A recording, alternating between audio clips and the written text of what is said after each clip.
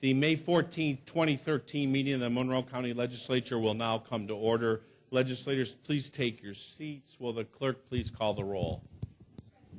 Here. Mr. Ansello. Here. Ms. Andrews.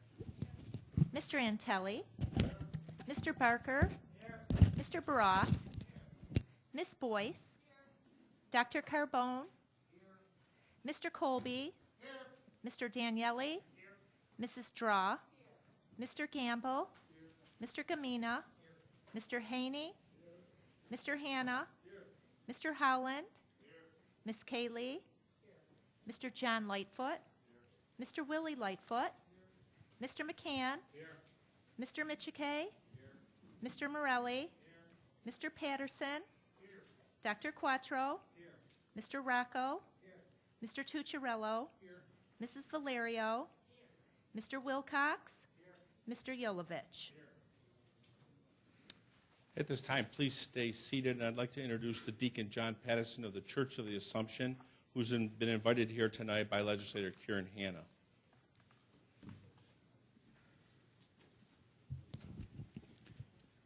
May we pray.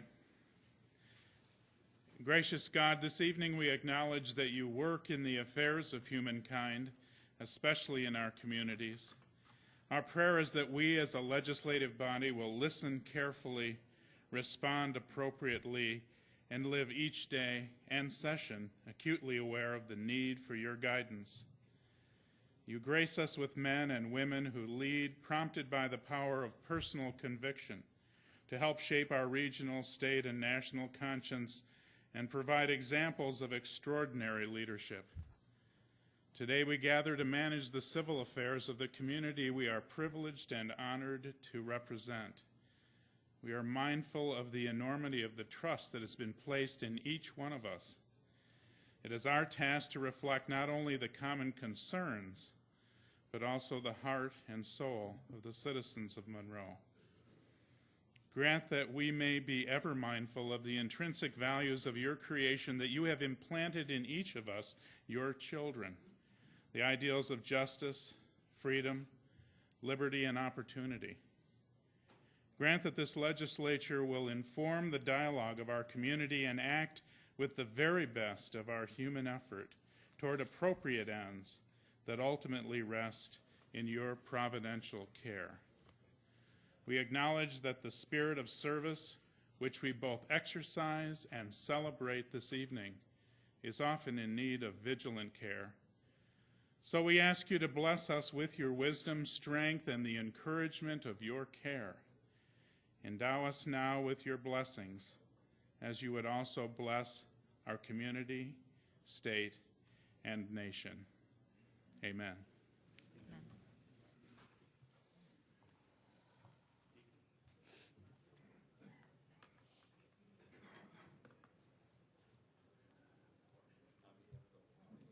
Give you this certificate of recognition. Thank you for coming in tonight. Thank you so much. You're welcome. Legislator Debbie Draw will now lead us in the Pledge of Allegiance. Legislator Draw. Allegiance to the flag of the United States of America and to the republic for which it stands, one nation, under God, indivisible, with liberty and justice for all. At this time, I'd ask that you continue to please stand. Without objection, we will now take agenda item number 32 out of regular order. Agenda item number 32 is moved by Mr. Tucciarello. It is seconded by Ms. Andrews. Will the clerk please read the resolution and memorial for Joel Brockmeyer, brother-in-law to Vice President Michael G. Barker.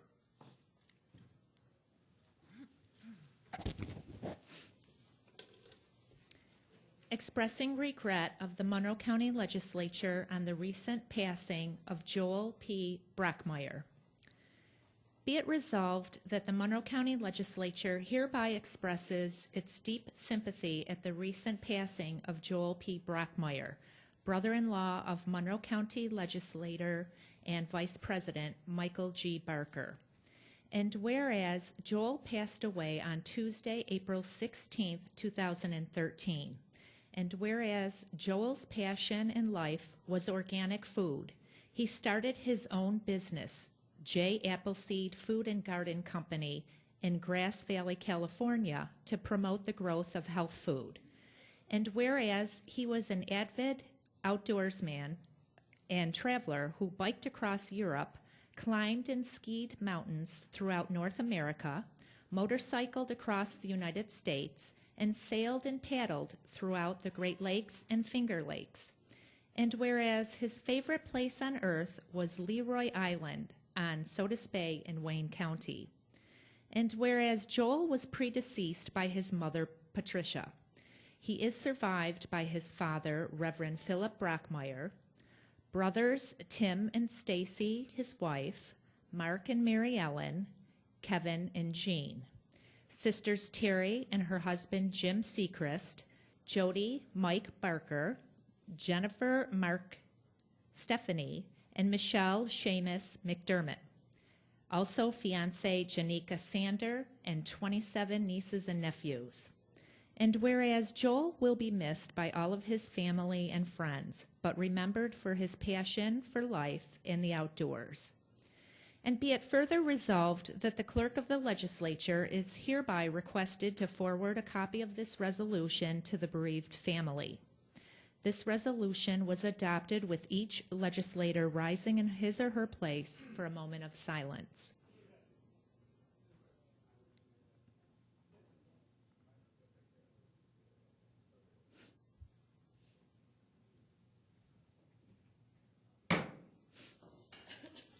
Again, I would ask you that you remain standing. Without objection, we will take item number 33 out of regular order. Agenda item number 33 is moved by Mr. Tucciarello. Is seconded by Ms. Andrews. Will the clerk please read the resolution of memorial for William J. Wise, who is my father-in-law? Expressing regret of the Monroe County Legislature on the recent passing of William J. Bill Wise.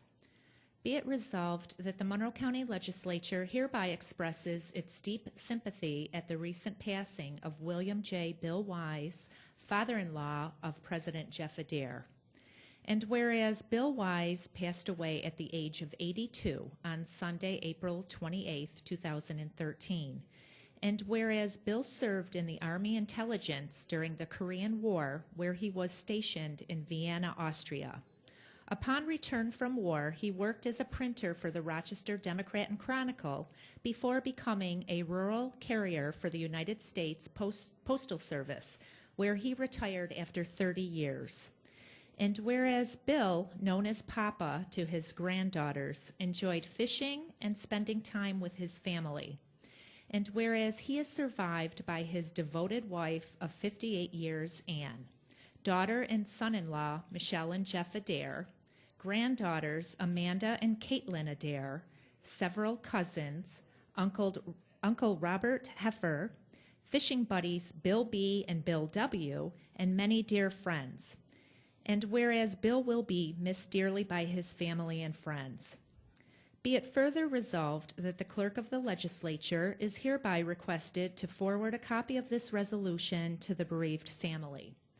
This resolution was also adopted with each legislator rising in his or her place for a moment of silence.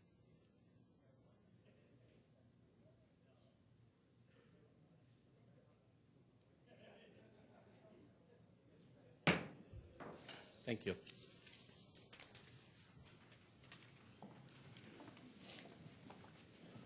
You've received the copies of Journal of Day 4, April 9th, 2013. Without accepting, the journal will stand as submitted. There's a hearing loop in place tonight for those who are hearing impaired. Anyone requiring assistance should inquire at the clerk's office. If you have a cellular phone, pager, or other electronic device in your possession, we would request that you make them inaudible for the duration of the meeting, and we thank you for your cooperation. Legislators, you have the referrals submitted to the legislature for the next committee cycle. They are in your folders. At this time, it would be my great privilege to introduce from the Monroe County Parks Department, Mr. Mark Quinn, who will now let us know about the plan of the month. Mark, it's your floor.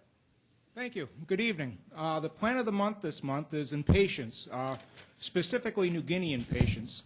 One of the things you'll find is if you're planting bedding plants this year and you're looking for something to grow in the shade, you might have trouble finding normal impatiens this year.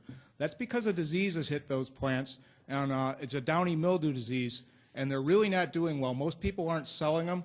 So what we recommend as an alternate to regular impatiens is New Guinea impatiens.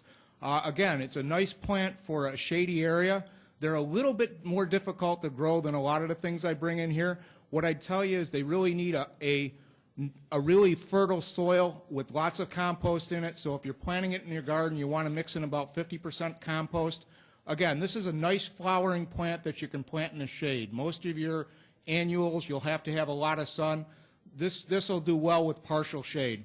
Regular impatiens you may not even be able to get this year, and it may be years on end before you can get good impatiens now until they either develop something that's resistant to the downy mildew or something that will treat the downy mildew. But this is a great option to use where you'd normally use regular impatiens. They come in a number of colors.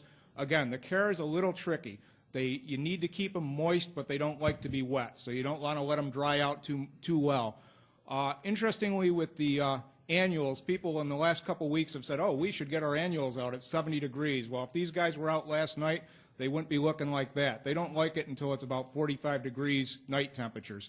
So if we've got something like 32 that happened last night, they would have had a real problem with it. So if you're using New Guinea impatiens, you want to wait just a little bit, so that maybe another couple weeks before you put them out and start planting them. Or if you've got a nice potted plant like this and it's going to be a cold night, take it in till about June. Again, they're beautiful plants. Take a little care. They'll do very well. They'll flower all summer long if they're well cared for. You don't have to do too much maintenance. You can pull the flowers off if you want, but you don't really have to. They come in a variety of colors, and they're really a good plant to use in shade and semi-shade, which it's tough to find good annuals for that. You may have to go to a few perennials, hostas or coral bells or something to fill in for where we normally use our impatiens. Impatiens were actually probably 40% of the market for bedding plants, so there is a bit of a hole to fill. And again, you probably won't even see them on the market too much this year, but this is a great fill in the plant. They're beautiful, and they're good for a shade and good color. Thank you. Mark, thank you. And I want to say that the next 2 weeks will probably be the biggest weeks of planting, so everybody should get out there and get at it and get some impatiens out there, too. Yep, right? about time to get your plants in. Thank you. Thanks. Folks, I would like to, at this time, just introduce a special guest in our chamber tonight, Chief Baxter from the Greece Police Department. Chief, good to see you.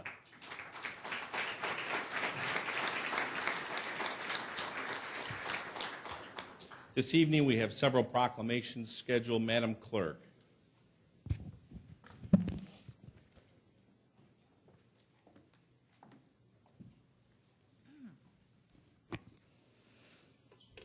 Would Officer John Ritter, Firefighter Joseph Hofstetter, and Firefighter Ted Scardino please come forward?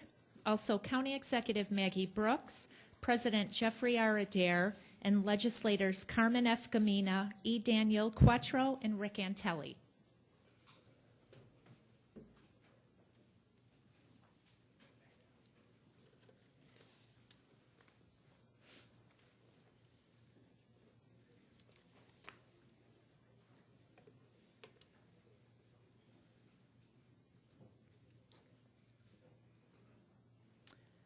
The tragic events that transpired in the town of Webster on December 24, 2012, were met with remarkable heroism and valor from many local hometown heroes.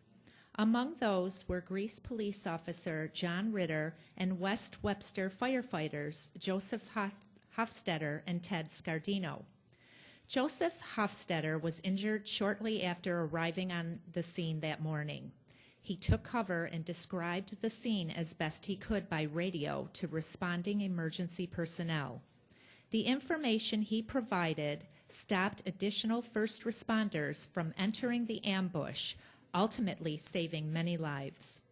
Upon his arrival to the scene, Ted Scardino was critically injured and waited under a fire truck for over an hour until law enforcement was able to respond.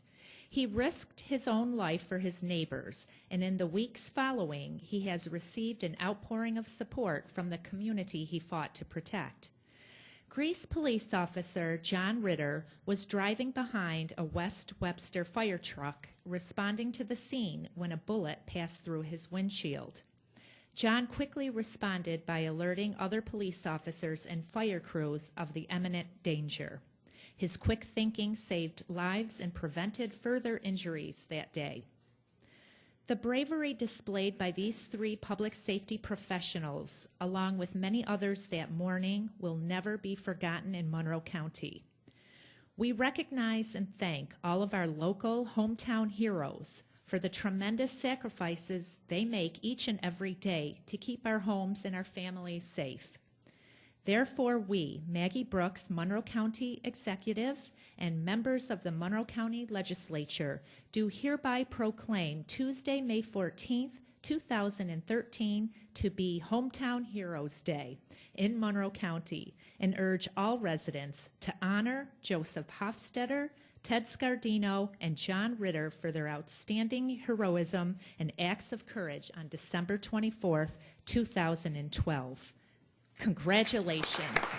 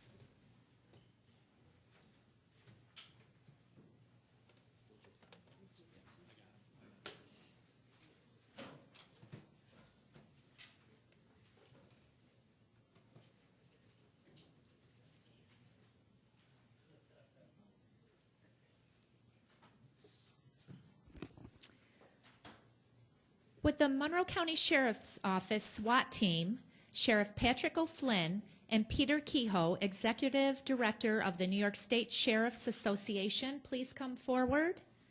Also, County Executive Maggie Brooks, President Jeffrey R. Adair, and Legislator Stephen Tucciarello.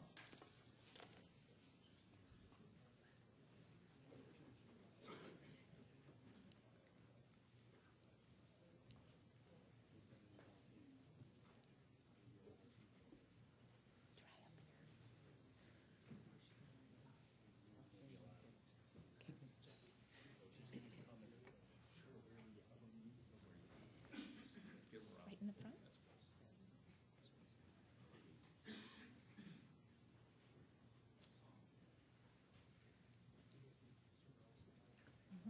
Or in the front, along the front.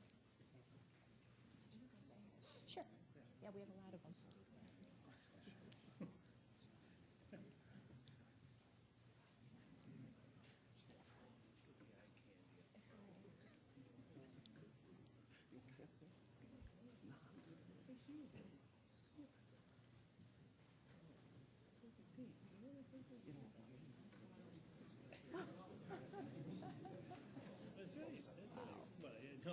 Righty.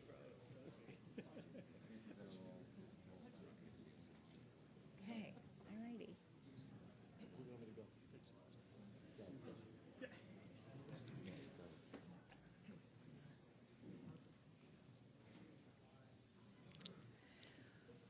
Whereas the Monroe County Sheriff's Office SWAT team, led by Sheriff Patrick O'Flynn, demonstrated heroism and valor in West Webster on December 24th, 2012, during a tragic shooting of first responders. The SWAT team aided members of the West Webster Fire Department, escorting them to safety while under fire. They also evacuated the surrounding area to ensure the safety of the residents and that of the community. And whereas tonight, the Monroe County Sheriff's Office SWAT team is presented a special recognition from Peter Kehoe, the Executive Director of the New York State Sheriff's Association, for their efforts last December. And whereas each and every day, members of the Monroe County Sheriff's Office put their lives on the line to protect our community. December 24th, 2012 was certainly no different. The Monroe County SWAT team worked heroically to keep West Webster and surrounding communities safe. And whereas it is appropriate that this is National Police Week, each member of the SWAT team is a hero to this community. We thank them for their service and for protecting our community.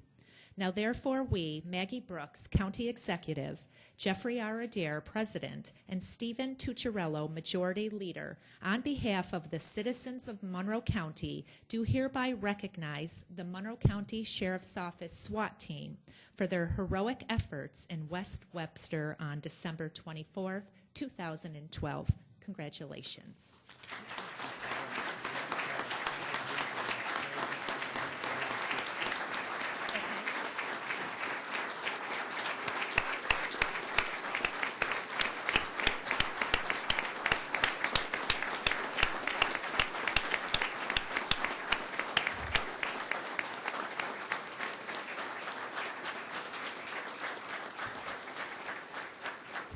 Would Sergeant Todd Brinkelhoff please come forward to accept this recognition?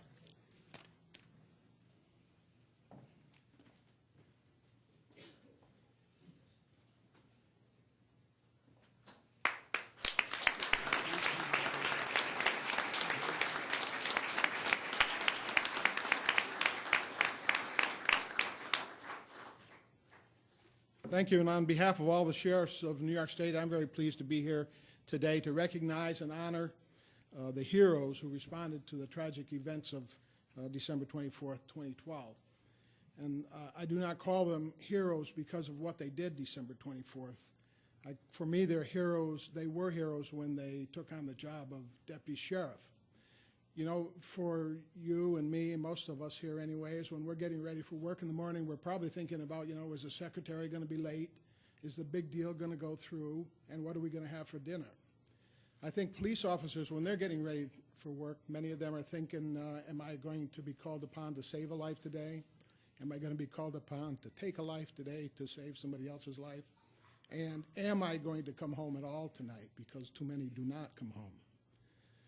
They were confirmed as heroes for me when they volunteered to serve on the SWAT team and the Special Canine Unit. Knowing that on top of all their other dangerous duties and their stress-filled life, they may be or will be called upon to respond to the worst of situations, to take action swift and certain to save lives when nobody else can do that. For those of us for whom the most dangerous thing we do in a day is something like maybe dragging the trash barrel down an icy driveway, it's probably pretty hard to imagine the terror that you would feel being called out in the early morning hours, a dark spot, buildings ablaze, active shooter, location unknown, fireman down, and we can kind of imagine it, but I think what we cannot imagine is how you would quell that fear, how you would call upon your training, your experience, your dedication, and your devotion to your duty to find it possible to do what most of us would find impossible to do. And these heroes did quell that fear and that terror I'm sure they must have felt. And methodically they set about doing their job, extracting 2 firefighters, 1 tragically deceased, and returning to remove 33 civilians from a very dangerous and uncertain situation. There were many heroes there that day, and some others were honored here tonight, and that's certainly very fitting. But I'm glad that we have this opportunity to honor some of your own also. This is your sheriff's office, your SWAT team, your K-9 unit, and you should be very proud of them. I would like to read the names of those heroes who served on that night, that morning, December 24th, and then we will present them with individual certificates later on. Lieutenant John Ott, Sergeant Todd Brinkerhoff, Sergeant Brian Moore, Sergeant Mike Wicks, Sergeant Tom Rowe, Sergeant Joster Ryder, Deputy Anthony Albertelli, Deputy Gary Carpino, Deputy Mike Anderson, Deputy Eric Norcross, Deputy George Wilsack, Deputy Brad Fisher, Deputy Mike Thomas, Deputy Tom Perkins, Deputy Daniel Isakowski, Deputy Roby Glazer, Deputy Wendy Sears, Deputy Joe Neidhart, Deputy Stephen Stepnick, all of the Sheriff's SWAT team, and K-9 Officer Deputy Ed Peets. All of these are heroes, and again, I want to congratulate all of you and thank you for all that you do for the people of Monroe County and that keep all of our citizens in New York State safe. This time I'd like to present Sheriff O'Flynn with this plaque, which reads, "The New York State Sheriff's Association does hereby recognize and honor the Monroe County Sheriff's Office SWAT team for conspicuous bravery and exemplary devotion to duty displayed during the operation to extract injured firefighters and innocent civilians from the scene of a cowardly sniper attack upon brave firefighters of the West Webster Fire Department on Christmas Eve Day, December 24, 2012. Presented May 14th before the Monroe County Legislature." Sheriff, congratulations to you and the man.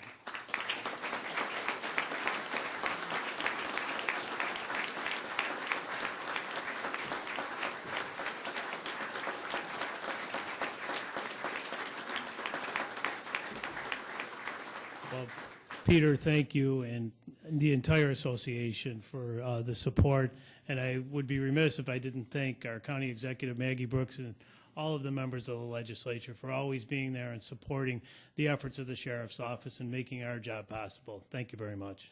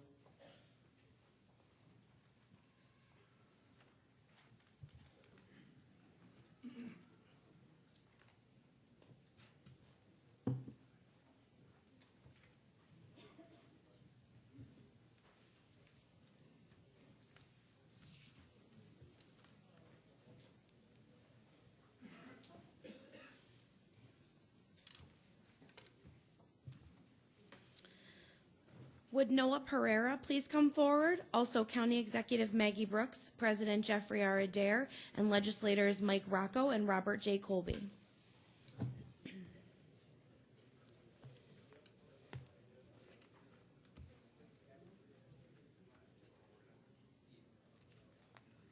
Hi.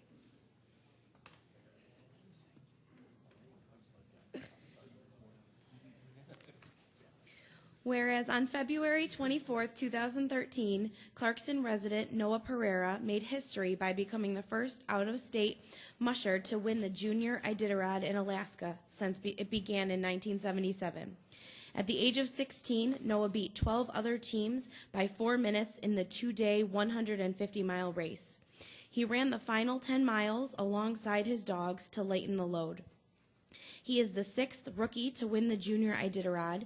And whereas, along with winning a $4,000 scholarship he plans to use for college, Noah has set a high example of excellence in the community. While training and competing in Alaska, he has continued his studies and has maintained an A+ average at Brockport High School, where he is a junior.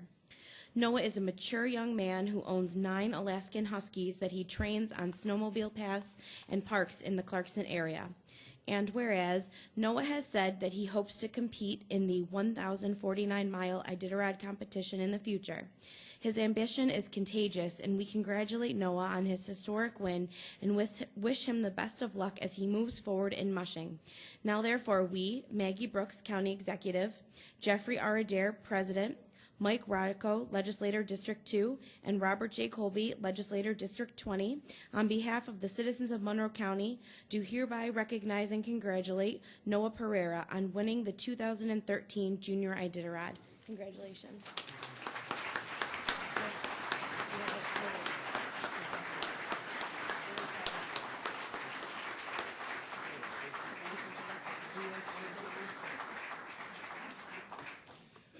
I'd just like to thank everyone who helped me do this, and I definitely got a lot of help from all my friends and family, and my school was great, and then also the people in Alaska helping me out.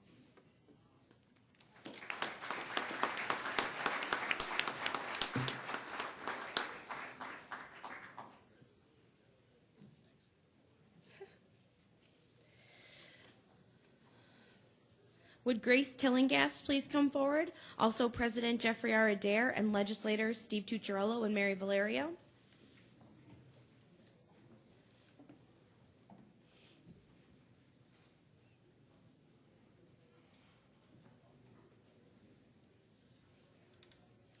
Whereas the Battery has been a Gates institution for over 30 years, educating the youth of Monroe County with the skills needed for playing both baseball and softball.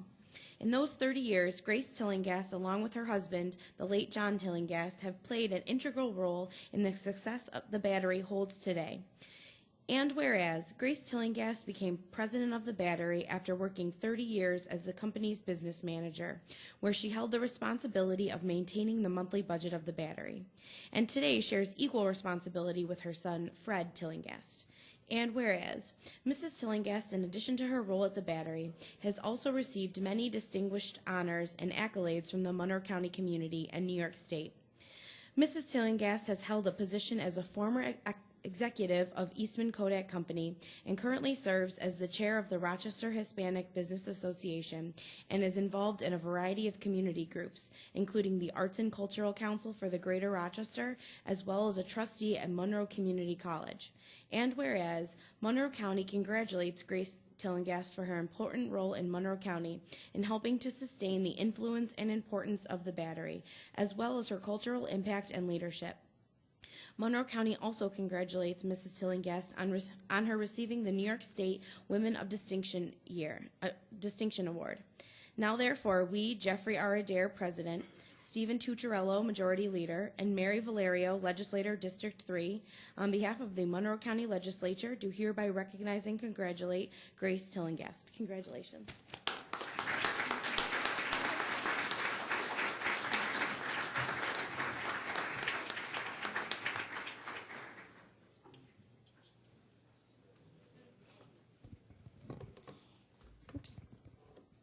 Thank you very much. That's all I can say. Thank you to my own legislator, now the majority leader, Steve Tucciarello, Mary, thank you very much, and Jeff Adair and everybody that is here. But also thank you to the community because they allow me to do many things. I'm an American citizen by choice,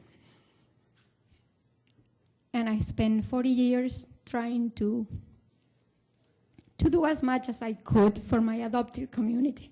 So thank you very much.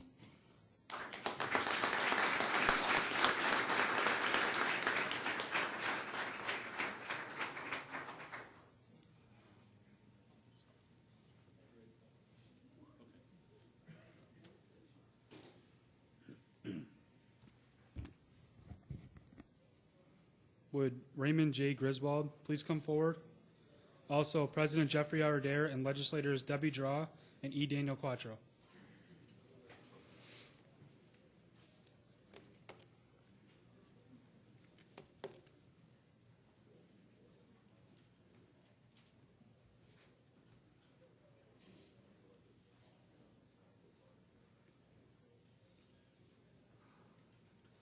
Whereas Raymond Griswold was one of only 3 members at the inaugural meeting of the Penn Webb Rotary Club in 2010. Since then, he has participated in many activities, including the Rotary's Books of the World program. This program takes used textbooks and sends them to students overseas. Over 20 other Rotary groups in the region have been supportive of this measure. Raymond's leadership of this initiative is a driving force that will help supply used resources to students around the world. And whereas Raymond volunteers with many different organizations throughout the community, he volunteers for Flower City Habitat for Humanity, serves on the Rennes Rochester Sister Cities Committee, and supports the AARP Driver Safety Program. Raymond's display of leadership in the community is a role model for all the citizens of Monroe County. And whereas Raymond is currently works part-time at the Bayview YMCA as a swim instructor and nature specialist. He gained much of his experiences through his professional career before retiring. Since he has retired, Raymond has been a positive influence on the entire community. His dedication to helping others and making a difference is exemplary. Now, therefore, we, Jeffrey R. Adair, President, Debbie Draw, Legislator District 9, and E. Daniel Quattro, Legislator District 15, on behalf of the entire Monroe County Legislature, do hereby recognize and congratulate Raymond J. Griswold for bringing the Books of the World program to the Penn Webb Rotary and the entire Monroe County community. Congratulations.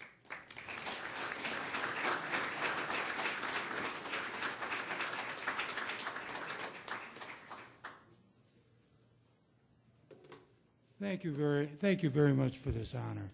Believe me, I am not here for myself, but the program is something whose time has come.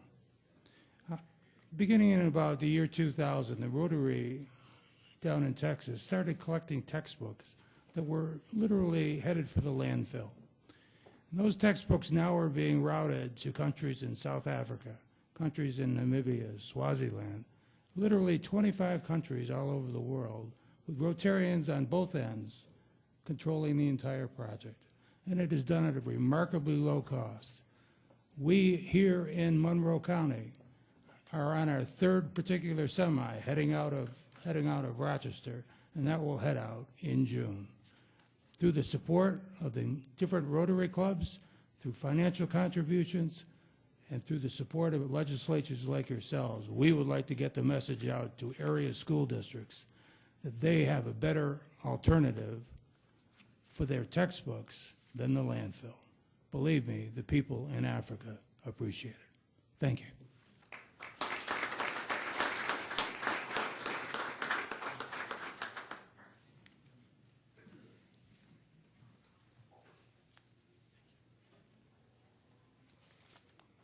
Would representatives from the Irondequoit Community Cupboard please come forward?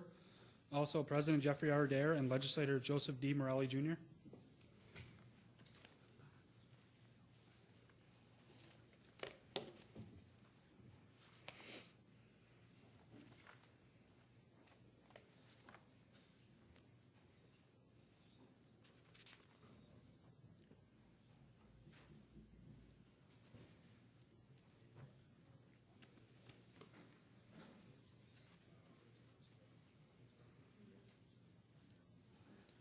Whereas Debbie Evans noticed many children attending school without basic necessities like warm clothes, food, and hygiene items. She then organized a PTA-sponsored hat, coat, and boot exchange in 1995, and that grew into the Irondequoit Community Cupboard, which became a not-for-profit organization in 2003. And whereas Miss Evans ran the pantry out of her home until 2004, when it was moved to a shed on the Vineyard Christian Fellowship property. Roughly 1 year later, they moved to their current home on Culver Road and won enough grants to secure their place in the community. And whereas the Irondequoit Community Cupboard has seen the number of families served rise from an average of 9 per week to an average of 25 per week, and over that time, they have seen the needs of families change to items not covered by food stamps like hygiene products, paper products, and school supplies. And whereas, through the generosity of State Senator James Alisi, Assemblyman Joseph Morelli, the town of Irondequoit, AT&T and most importantly, the other residents of Irondequoit, the Irondequoit Community Cupboard is the first and only emergency pantry in Irondequoit. Therefore, let it be known that we, Jeffrey R. Dare, President, and Joseph D. Morelli, Jr., Legislator, on behalf of the entire Monroe County Legislature, do hereby honor the Irondequoit Community Cupboard, Inc. for their tireless efforts to serve residents of Irondequoit in need of emergency assistance. Thank you. Congratulations.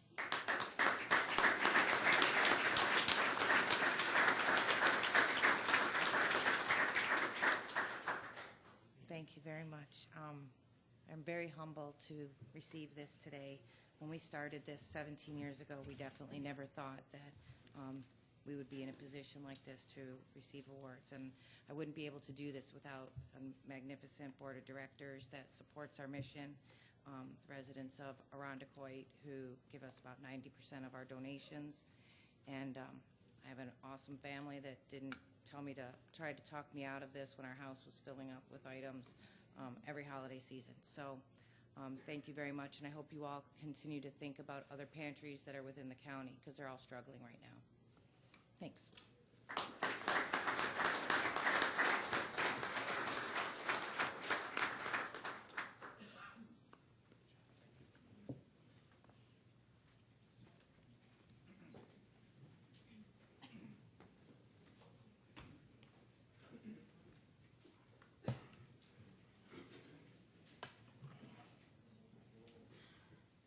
As we get ready under our next agenda item, we have a presentation tonight, and it's with great pleasure.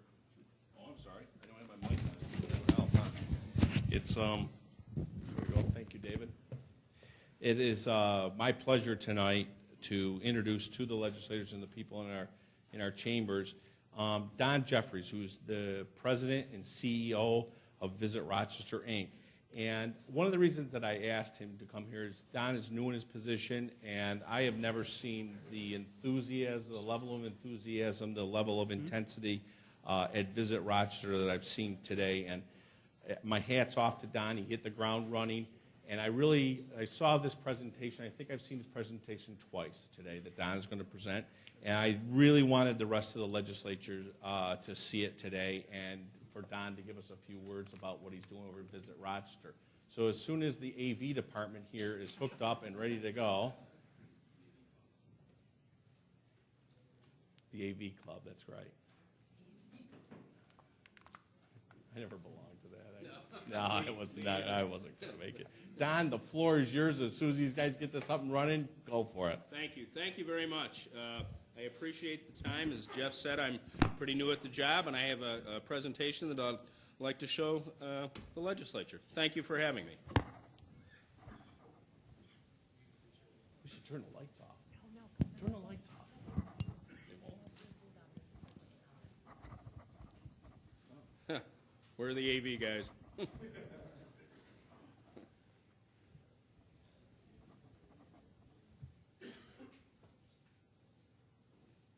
See that back there? Can you see it back there? Can you see it back there? Are you good? Iffy. John? That's what I said, too. If we turn those off, we won't be able to see. Yeah. Let's leave them off the rest of the time. There you go. Okay. Thank you, guys. Appreciate it.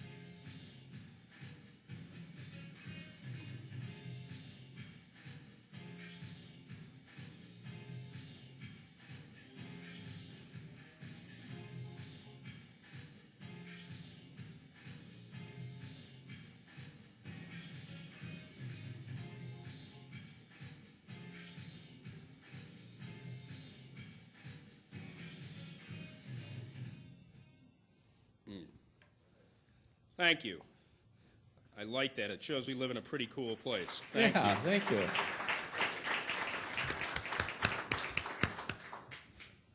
Okay. Thank you again for your time. I'm going to get this running right here. I was never in the AV club. Okay. Thank you. Thanks for the opportunity tonight to tell you some things about Visit Rochester you may not know.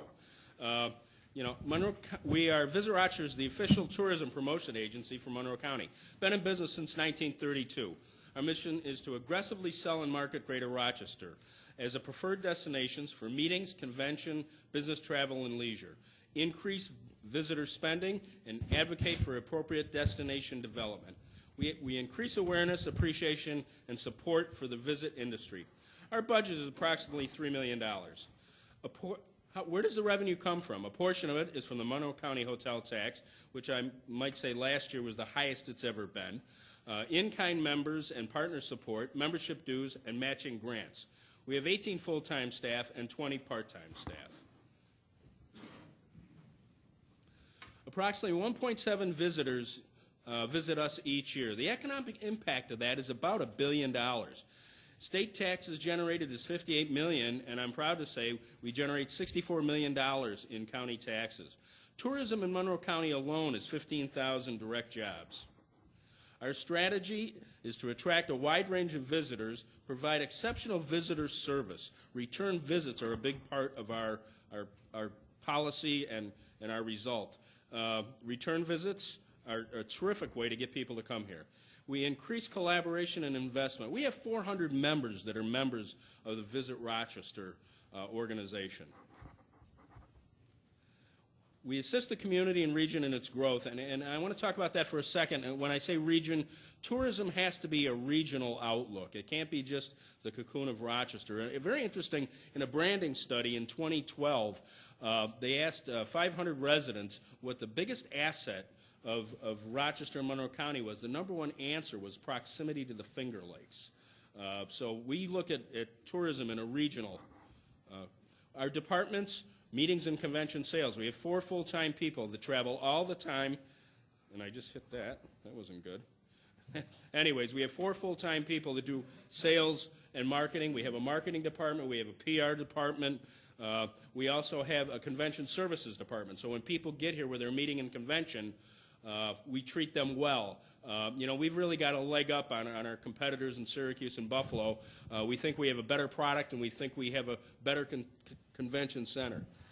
We do infinity markets. In other words, we look at markets in the past that have been good to us, and we go after agriculture, culture, the deaf and the hard of hearing with RIT, educational, 18 colleges and universities in our area, engineering, GLBT, government, hobby, we have 400 room nights starting this week from the New York State Quilters Association. And that's one of the things I do in every speech I give. Bring me a group you're part of. Everybody has an affinity group that they're part of. Myself, I'm a volunteer fireman out in Brighton. We have the New York State Fire Chiefs coming. So we asked, and I just asked the sheriff, he's president of the New York State Sheriff's Association, bring me a meeting, bring me a convention. Those are new dollars to our community. The New York State markets are terrific because there's a lot of state associations that meet every year and they stay in New York State. So that's a great source of business. The medical, the optic, religious. We have a tremendous religious following. Trade, business, and commercial. Meetings and conventions, they impact our economy. It's a terrific impact. It's the restaurants, it's the cabs, it's the buses. It's a terrific impact. It's had $1 billion. Local collaboration. We work with RIT, Greater Rochester Enterprise, Wegmans. In the 3 months I've been there, I've reached out to all these people and said the same thing. Bring us our meetings. Bring us your conventions. Help us help the community. We have an experienced sales team, as I said, that went out and they assist us.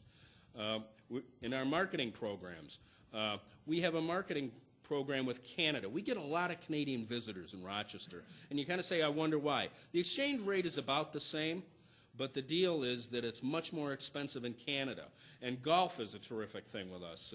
We're the golf capital of the world. We're the only city and community in the United States to ever have the ladies' championship and the men's championship in the same summer. Probably won't ever happen again. And when people say, why come to Rochester? We're a family-friendly, affordable destination. A welcome surprise, our cross-border showcase program. We have a radio station.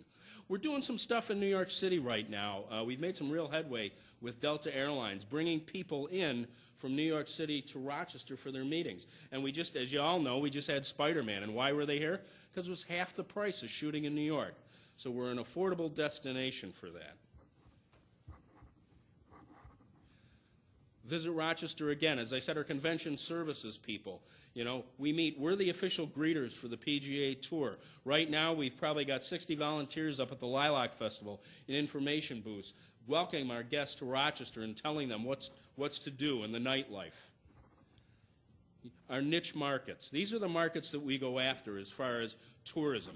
The flowers, the wine and culinary, photography, travel with kids, destination shopping, hike and bike, paddle, golf. There's 50 golf courses within 30 miles of Rochester, New York, available for play. Dance and theater, music, and women's rights are terrific. We do something, well, there's 18 colleges here, and a lot of those kids come from out of town. So we go to the college, and it's called Rock 101 Cheat Sheet. We give the parents, when they come here, just things to do in Rochester, where they can spend their out-of-town dollars with us. Families with kids markets, you know, with the Strong Museum of Play, an internationally recognized museum, we offer that to our visitors. Hotel packages. We work with the hotels as far as offering packages to our visitors. Free pizza, free soda, things like that. Again, 40 semi-private golf courses. We partner with the PGA and the LPGA. You know, having these people come gives us an opportunity to show off our community. Wegmans Finger Lakes Guide is coming. That is something that Wegmans approached us, and you'll see it comes out May 20th, a very, very cool 12-page insert in the menu talking about the Finger Lakes and talking about what tourism brings to the region, and Wegmans did that whole thing on their own. Visit Rochester. We ask people, and we sponsored Palmer's that invite the family-friendly to come enjoy the Taste of Rochester that Palmer's is doing, which is a terrific promotion. We have 150 restaurants involved in that promotion. Thank you for your time. I'll take any questions. I blew through that pretty quickly, but again, it's $1 billion economic impact, $58 million in tax revenue to the county, and I want to thank the legislators and the president for your support. And if anybody has any questions? Yes, sir.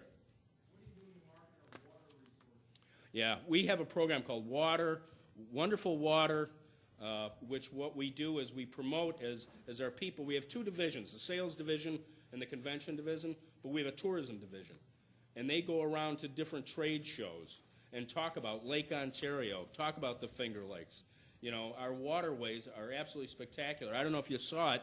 In Yahoo, we were one of the 10 best lake destinations in the world. They compared us to Lake Como, to Lake Lucerne. So we promote the water, and that's one of my initiatives is to get on that because I don't think we do enough of it, to be honest with you. That's it? Yes?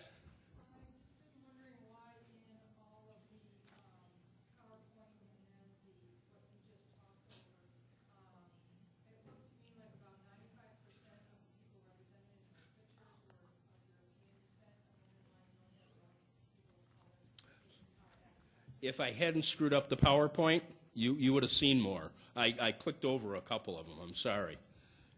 Okay. Don, thank you. Yep. Okay, good. Don, thank you very much. Okay. Thank you, everybody. And I'd Thank like to thank my wife, Nancy, for being my biggest supporter. Thank you, Nancy. Good. Thank you. Thank you.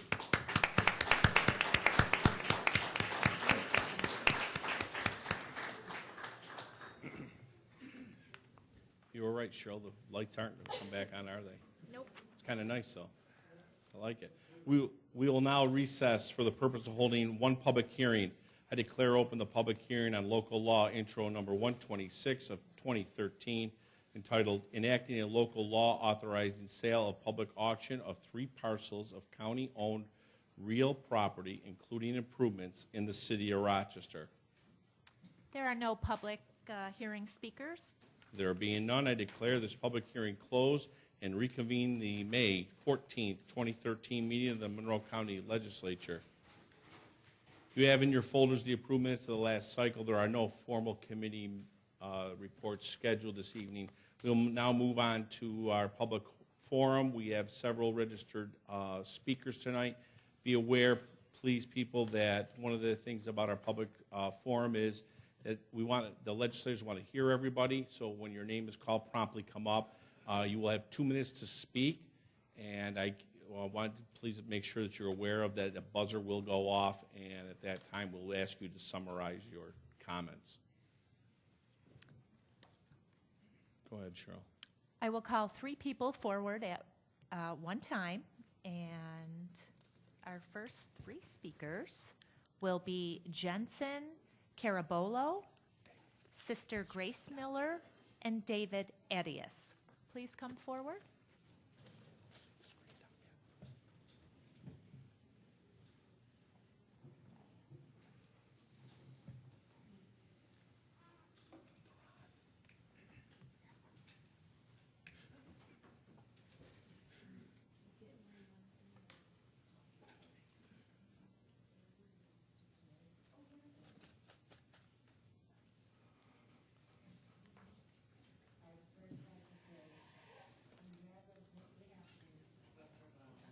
Sorry. I would first like to say I'm glad the appropriate action has been taken to relieve Todd Spring of his duty as Executive Director at Monroe Community Hospital. But that does not resolve the issues that continuously occur at the facility. I am a former resident of Monroe Community Hospital. I had lived there from the age of 15 until I turned 21, about 6.5 years. In that time period, it gave me the chance to really get to know how their system works. I've seen in the recent incident involving Mr. Spring, instead of trying to fix a problem, they take away what they define as privileges. If someone crosses the street incorrectly, they take away your out on pass privileges away. If you come home past curfew that they've enforced, you get your wheelchair privileges taken away. They take away your God-given right to live as a way of punishing you or to teach you a lesson. It's what they do, it's what they've done, it's what they'll always do. It's a crime and it shouldn't be permitted. The way I look at it, the people who are supposed to ensure the safety of the residents are the same people placing them in danger in the first place. That leads me to ask one question. Who's supposed to keep them safe from those people? I firmly believe Todd Spring should be held accountable for the crime he's committed. Not only will justice be served, but it will also change the attitudes of all the employees who think it's okay to hold people hostage whenever they break a smoking policy or come back home after a curfew. There's a great need to end the institutional bias. One of the best ways to prevent abuse in nursing home is to give people the choice to live in their own homes instead of leaving them to be abused and neglected in the place where they don't want to be at in the first place. I would also like to take this opportunity to ask to be appointed to Monroe Community Hospital's Advisory Board. I believe I have the insight and knowledge to help ensure quality of care is being met and the rights of the residents aren't being violated. Please help me make sure this doesn't happen again. Thank you for your time.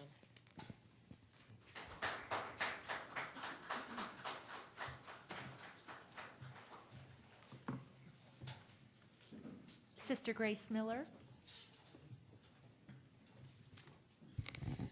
This is for all of you who sit in ivory towers from your comfortable positions of power and wealth, judging the poor and denying them what is rightfully theirs, treating the poor and homeless like they don't exist, refusing to bury them with dignity and respect, something you wouldn't do to your own loved ones. What I'm presenting to you are excerpts from a letter written by a homeless man. I have a disability. It's depression and paranoia. As a little boy, I was beaten and punished for wetting the bed. I think I was 3 or 4 years old. My sister and I were sent to live with my aunt. My sister would have to clean up the whole house, and I would have to go to work in the cotton fields with my aunt. She said we would have to work for our room and board. I had a bedwetting problem to where I ruined the bed. She and my cousin would beat me with a stick cord belt across my back, legs, and buttocks. After the beatings, she would punish me by making me kneel on the concrete floor without moving from that position. She punished me in many other ways. Once, she put a live frog down my pants. She said I would have to keep it there all day. I jumped up and down and ran all around, thinking the frog was going to eat me alive. I started screaming and crying. I ran to the bathroom and I threw the frog out the window. My cousin ran behind me and thought I threw the frog down the toilet and flushed it. So he grabbed me by the hair and pushed my head down the toilet and flushed it several times. I struggled for air, and I must have hit him, because the next day I woke up in the closet with bruises on me. My sister was crying. The atrocities continued, and I can't read the whole letter because of that bell. I was sent to my dad's. He asked me why I was withdrawing from everybody. I told him how I had been treated by my aunt. He didn't believe me. I was always trying to be the best that I could for everyone, but it didn't work. At 13, I was drinking with a man who would buy me beers. At 18, I was a full-blown alcoholic. When I was 20, I left my father's home. Before I left, my stepmother asked me why I had to leave. I said, I was going to find myself, but I went to find something more precious than that. Please summarize. I was looking for my spirit that someone stole. It's hard living on the streets, and there are many people who don't understand homelessness, and he goes on. But it's sometimes cold outside, but not as cold as people. I repeat, it's sometimes cold outside, but not as cold as people who don't take care of the poor.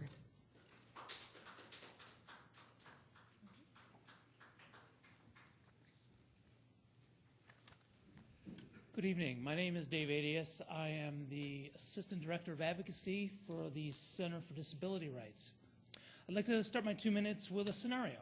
So after this meeting, most of us are probably going home. You get home, and suppose somebody were to come into your house and take you and tie you down onto your bed for 4 days. After that 4 days was up, you get untied, and you're told, you were punished because you did something I didn't like. You broke a rule. Would you go, oh, thank you for teaching me that. That's very helpful. Thank you. No, you'd call the police. You would expect that person to be arrested for unlawful imprisonment, kidnapping, something along those lines. Same thing that took place at the Monroe Community Hospital late last year. When the state came in and checked for other things as well as that, their report on the things that needed to be changed was 45 pages long. So the executive director has been fired. Hopefully he'll be brought up on charges. Unlawful imprisonment, kidnapping, something along those lines. But it's not just him. This is a culture we're talking about. 45 pages is not one incident. 45 pages is a culture. So you have this advisory board that's going to be revived. That's great. Here's where you get involved on a number of different ways. You get to approve who's on that advisory board. Now, I know there's going to be folks coming in who that's kind of what they do. They sit on boards. And some of them, very helpful. Some of them just like to sit on boards. You can rubber stamp them, all of them, or you can scrutinize them and make sure there are people on those boards who actually understand what's going on, who are actually going to do something to change this culture. You can look at this from a few different ways. You can look at this as a human rights issue. You can look at this as a civil rights issue. Or, I'll give you a more cynical way to look at it. You can look at this from a financial responsibility issue. Because by not changing this culture, you're opening the county to lawsuit after lawsuit. And that's going to cost us money. Human rights, civil rights, financial responsibility. Either way, you guys need to change this culture. Thank you. Our next three speakers will be Flip Polizzi, Rita Lewis, and Margaret Gray. Please come forward.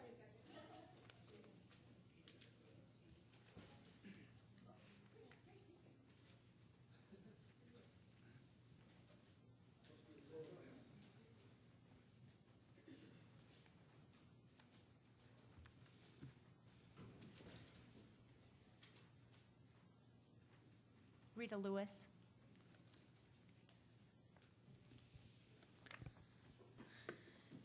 I am here again this evening to speak primarily to the Republican side of the legislature. The Democrats have shown us that they do support paying for the burial of the poor, but the Republicans have failed to do this, even though you do have the power to do it. But do you have the will to do it? That's basically what it comes down to. The whole argument of not having the money to bury the poor is just not so. You know it. We know it. It's about time you do the right thing. To be very honest, I don't care how you come up with a plan to bury the poor. If you want to build up that burial fund that was going but now is empty, fine, do it. I don't care how it's done. But come up with a way so that the poor are not forced into cremation. It's not right. It's not just. It just is not the thing to do. This policy needs to be changed.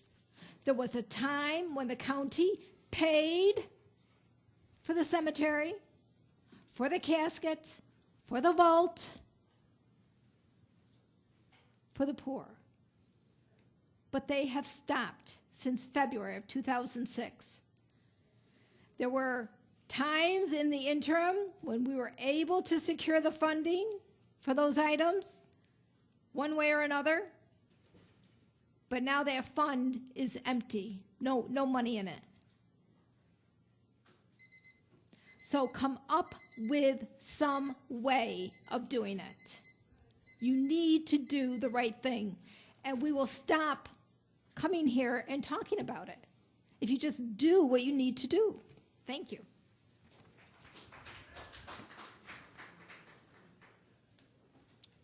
I'm here also speaking on the burial issue because I had a family member that was cremated because they didn't have time enough to get a family a chance to get money to get help for the burial.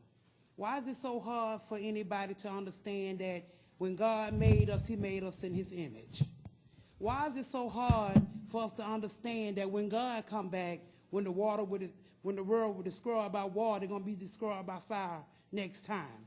If you know anything about God, you need to start waking up and start understanding people in this world was also made by God, whether you're rich, poor, black, white, or whoever. People need to start doing things for the people in their own town instead of worrying about everybody everywhere else. Who wants to be burnt up? I'm poor. I surely don't want to be burnt up. I can't help because I don't have the funds that everyone else have. I can't help because my friends out there don't have the funds because won't nobody give us any attention and won't nobody give us any help. If you have a heart today, please help the poor sometime and do something about the burial issue because it don't make no sense for when the firemen had to go out there and rescue people in a burning house just because they got burnt up of death when a man died natural cause, he has to be burned. I rebuke it. God, y'all need to do something about it. Our last speaker is Shaquan Woods. Please come forward.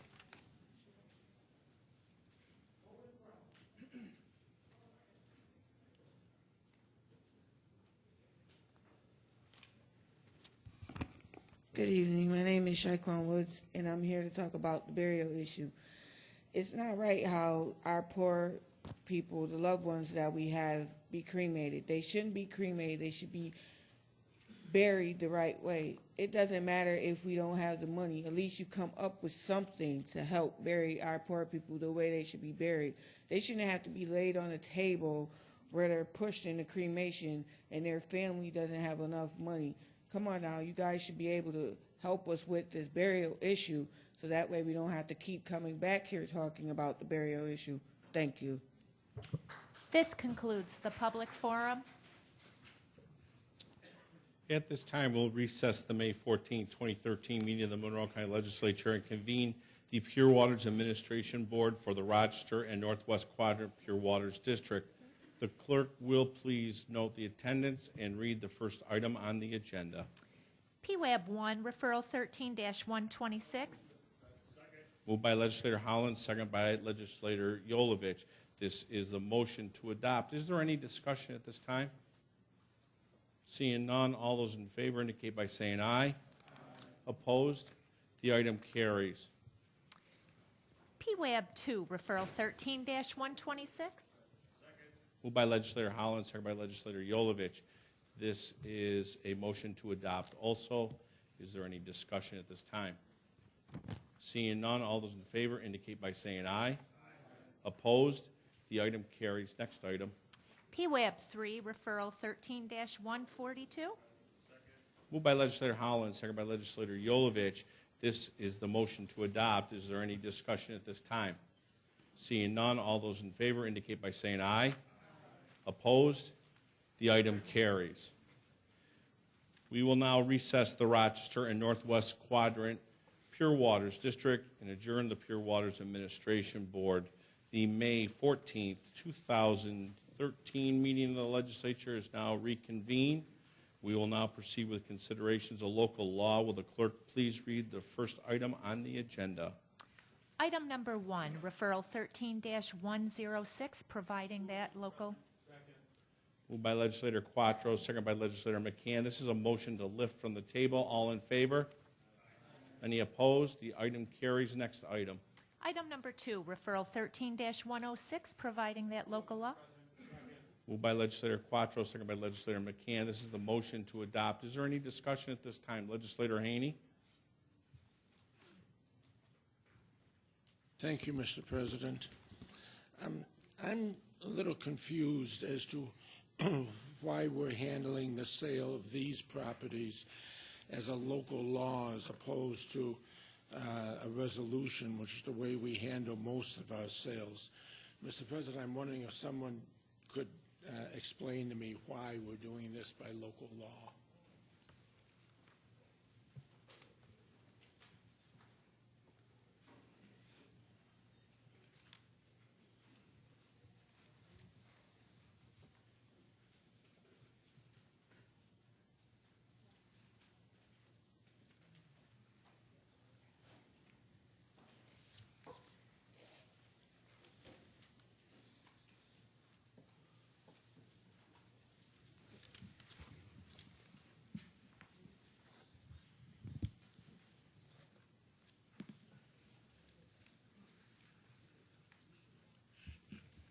Through the President, pursuant to County Law Section 215, this sale is happening by local law because of the condition that no sale shall be authorized for less than the owner's reserve. I'm sorry, Mr. President, what does that mean? Being a non-attorney, I have no idea what I just heard. That condition of the sale, through the President, that condition of the sale is not within County Law 215. So if you're going outside of County Law 215, you need to pass a local law. So am I correct, Mr. President, then that we're doing this by local law because there's going to be a reserve price at the auction? Is that the element? Through the President, yes. The fact that we're doing this by local law, Mr. President, am I correct in assuming that that means that after the auction, this will never come back to the legislature for approval?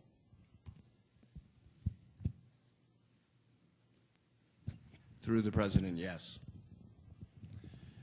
The reason I raised the questions, Mr. President, is because the sale of these properties is important to the fiscal health of the county, in that the current 2013 budget includes an amount, and I believe it's $3 million of estimated revenue for the sale of the properties.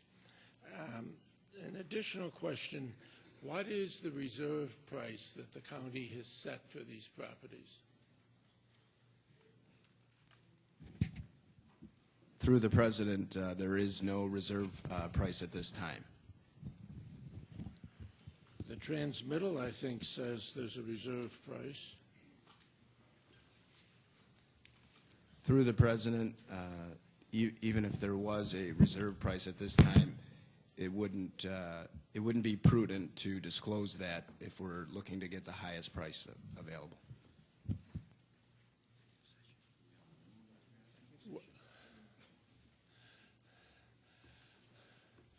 So let me see if I understand this, Mr. President. We've got some parcels of property for which the county budget assumes a $3 million sales price. We're giving unilateral authority to sell the properties. This honorable body will have nothing to say about the ultimate sale after the auction, and we're not allowed to have any idea as to what the minimum acceptable price will be? Is that a correct understanding of the situation?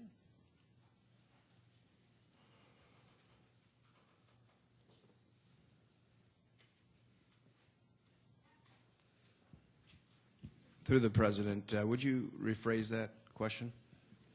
Well, am I correct in assuming that, I mean, something that's has a $3 million impact on the budget, that this legislature will not be allowed to have any input on approving the results of the auction, whatever they might be, and in fact is not even allowed to know what the reserve price is?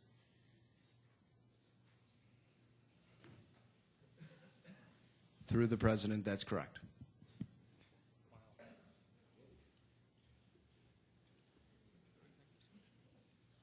It doesn't happen very often, Mr. President, but I'll admit to being speechless. Has the reserve price been set? Legislator Haney, through the president. Through the chair, has the reserve Through the price, president, Legislator Haney. Through the president, has the reserve price been set? Through the president, no, it has not. Well, Mr. President, I cannot vote for this. I mean, this is the proverbial pig in a poke that we're being asked to buy. These are properties that are very important to the success of this year's county budget. They're in the revenue estimate, and the budget for the sale is $3 million. We have naturally have no knowledge of what the outcome of the auction will be. We'll have no say, regardless of what that outcome is, as to whether we will accept the results of the auction. There's apparently going to be a reserve price, but we have no idea what that reserve price is. I mean, this is worse than flying blind. One final question: has there been any discussion through you, Mr. President?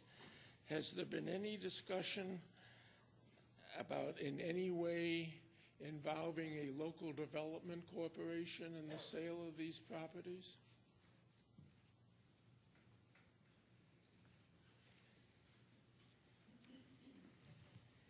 Through the President, no, there is not.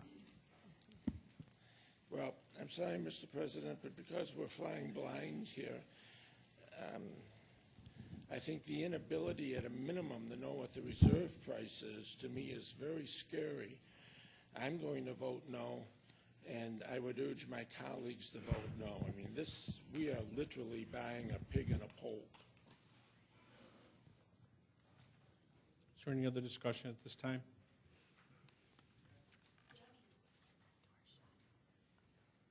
Legislator Cayley. Thank you, Mr. President. Through you to the administration, I may have missed this, but when will the reserve be announced, and how will it be announced?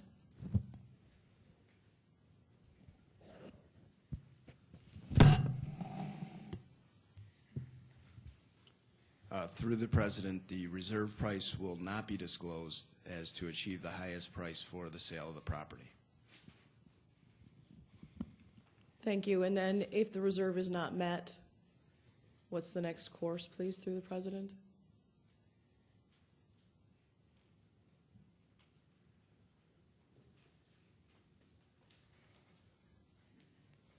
Through the President, if the reserve price is not met, the county has the right to reject all bids. Thank you. But then through the President, might the county accept one of the bids if the reserve is not met? Through the President, at this time, that would be speculating. Thank you. I understand that you're speculating because you don't know what the reserve might be, but in terms of the reserve not being met, regardless of what the bids are, through the President, could in fact the administration accept the bid?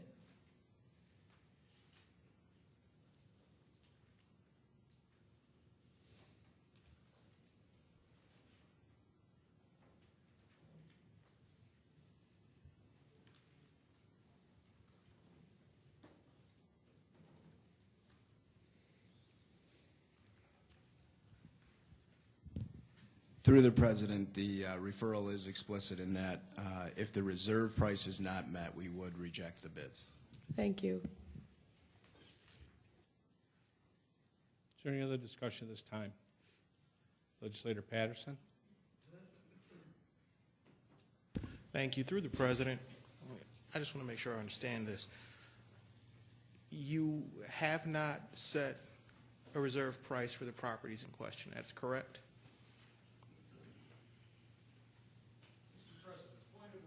How many times do we have to ask this question? That's 3 times so far. I understand it. I don't know why they don't. Well, we don't understand it because it doesn't make any sense to my dear colleague. So I'll change the question. Through the President, you were certainly aware that this item was going to be coming before this body, and you were certainly aware that you are attempting to sell this property. What specifically is the delay in setting a reserve price for this property? Through the President, there is no delay. We're seeking authorization to hold a public auction, and once that is authorized, we will then evaluate and set the reserve. Okay. Thank you. Through the President, please bear with me. It would appear as though we are being asked to pass a law in direct contradiction to the county law that is currently in effect. Sorry. Through the President. Would that be correct? Through the President, you're going to have to restate that question, please. Oh, thank you. Through the President, I believe you stated someone stated earlier that the reason why we have to pass this law is because there is currently a law which prevents us from doing exactly what you're asking us to do. Through the President, no, that was not said, and that is incorrect. Oh, thank you. Through the President, Please explain why it's incorrect.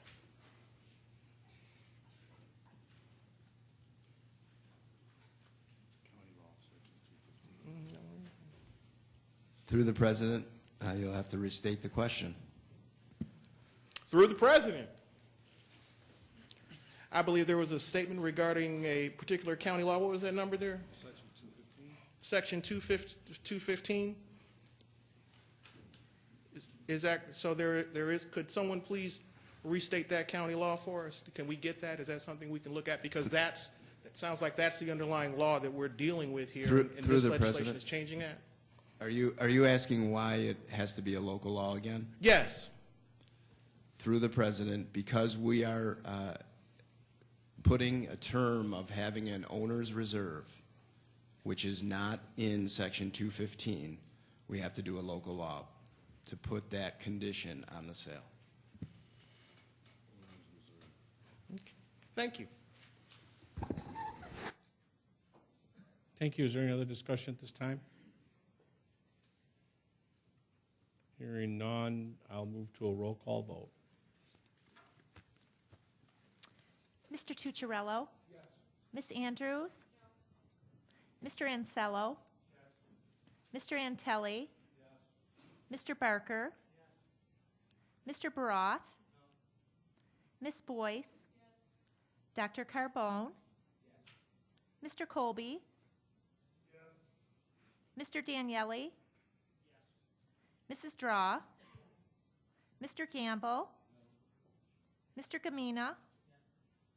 Mr. Haney? No. Mr. Hanna? Yes. Mr. Howland? Yes. Miss Kaylee? No. Mr. John Lightfoot? No. Mr. Willie Lightfoot? No. Mr. McCann? Yes. Mr. Michike? Yes. Mr. Morelli? No. Mr. Patterson? No. Dr. Quattro? Yes. Mr. Rocco? Yes. Mrs. Valerio? Mr. Wilcox? No. Mr. Yolovich? Yes.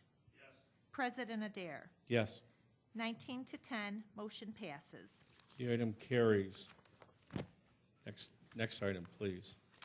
Item number 3, referral 13-140, enacting a local law.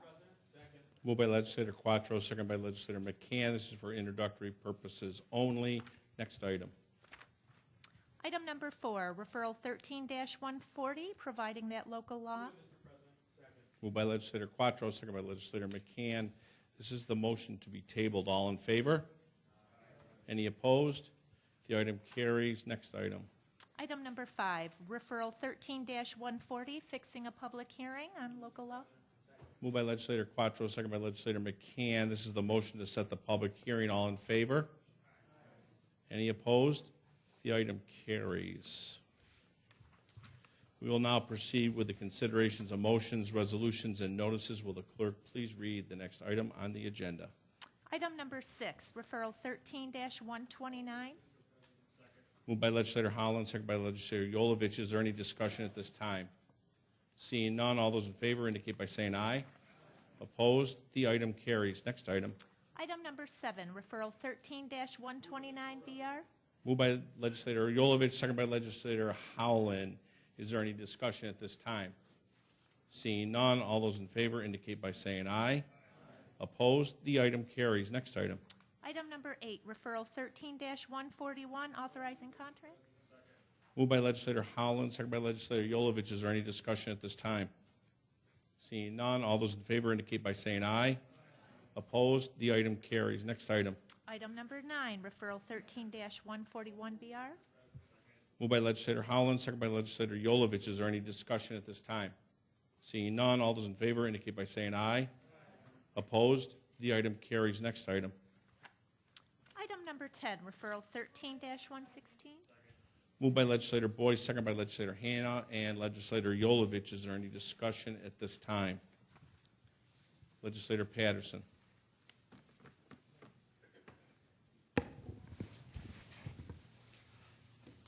Standing to explain my vote in opposition. Simply put, we provide a service when our sheriff deputies ride through those fueling stations.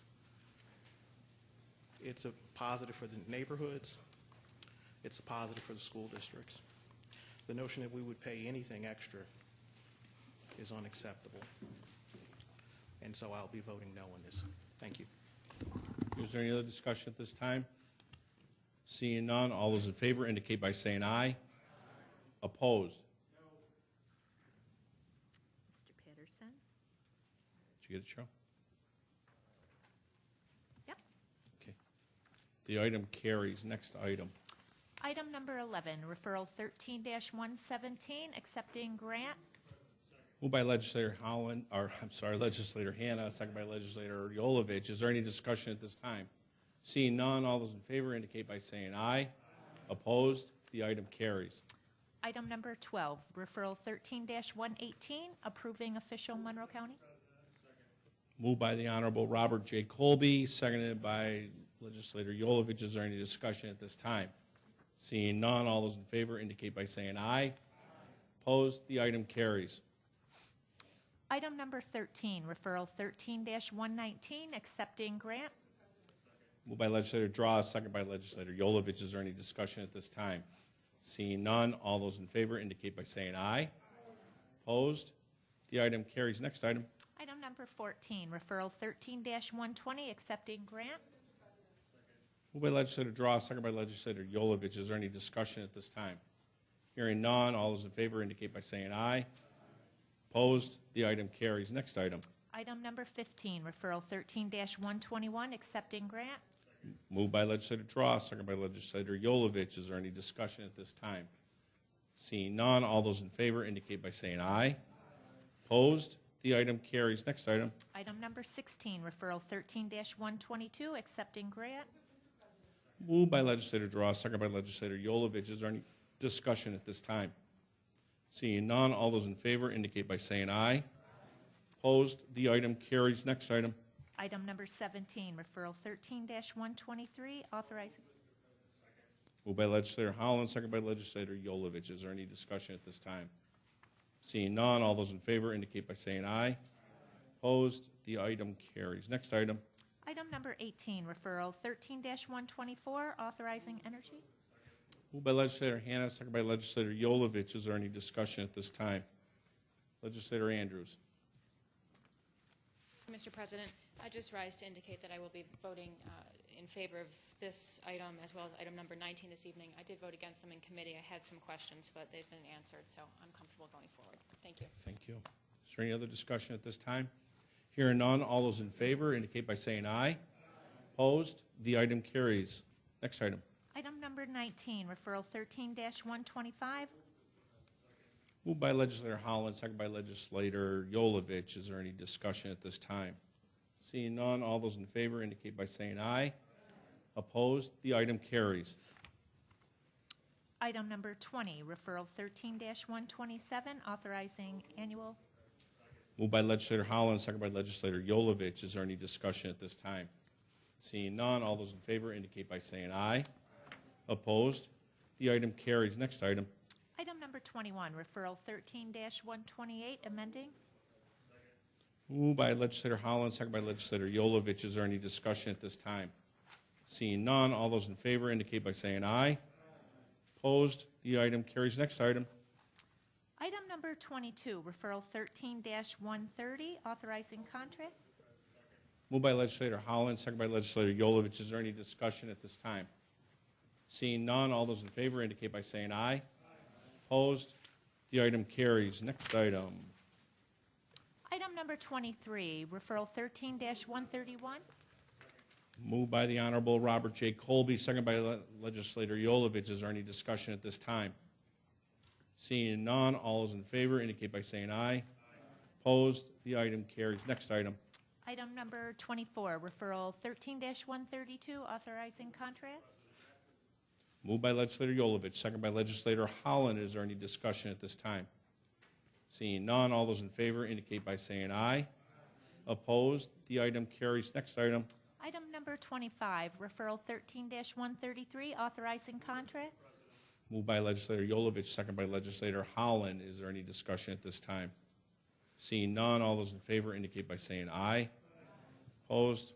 The item carries. Next item. Item number 26, referral 13-134, directing the county treasurer. Moved by Legislator Yolovich, second by Legislator Holland. Is there any discussion at this time? Legislator Patterson. Thank you.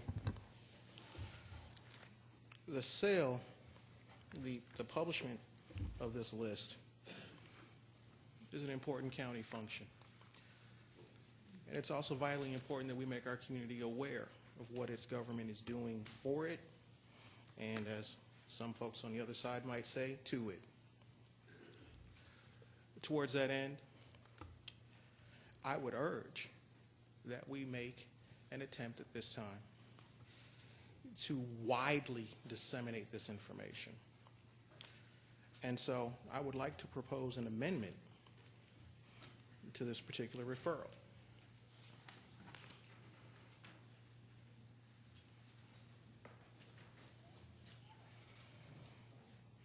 Take a minute, let it get passed out.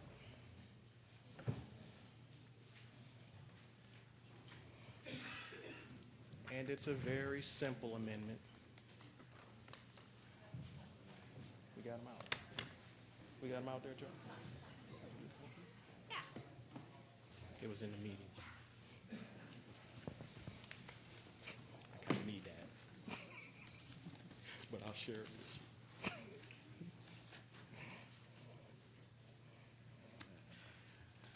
We all have that. And it's a simple change. Nothing very complicated. Actually, Legislator Patterson, can I get a second on this and then we can discuss? Thank you, Legislator Baroth. I have a second now by Legislator Baroth. The floor is yours. Thank you, sir. It's a very simple amendment, very simple change. If you come down to that second paragraph, we're getting down there in that last sentence, and we're adding the Rochester Democrat and Chronicle. And if you also look down a little further, we're adding the Democrat and Chronicle, and we're striking out the Rochester Business Journal. Now, I understand that cost is an issue, but again, I urge you to consider the fact that we have an obligation to make our community aware of what we are doing for it and to it. And towards that end, when you want to make news known, you put it in a wide distribution newspaper. I don't think anyone here could argue that the Democrat and Chronicle does not meet that need. There are times to be penny wise. There are also times when being penny wise is in fact pound foolish. I would encourage us to meet the needs of our community at this time and approve this amendment. Thank you. Okay, is there any other discussion? Legislator Baroth. Thank you. I just rise in support of this amendment, and I did second it. I second it for a reason. I think it makes quite frankly, a simple financial sense, and I think we all agree that if you spend a couple $100 to notify individuals that they may in fact owe taxes, there's an increased chance, however small or however large, they might actually pay it. And if they do, we won't be forced 1 to 2 years from now to sell that lien off to a company in Florida for pennies on the dollar. Even though it's better than nothing, if you even get one person to actually respond to this, we're making money. We're getting monies into the coffer that we actually are deserved because they are owed taxes. And I've been informed in the past that there's an issue utilizing this particular newspaper, that it's not popular.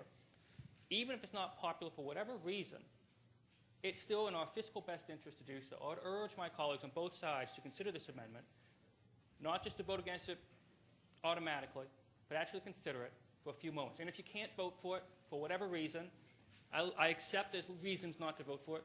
Please inform us what they might be. And I would ask either a representative from the majority side to indicate why this is a bad referral, a bad amendment or not. I'd appreciate that. But I would, in fact, be voting for this. I would urge you all to do so as well. Thank you. Is there any other discussion at this time? Legislator Holland. I don't see in the amendment where it states the number of days it would be published in the Democrat and Chronicle.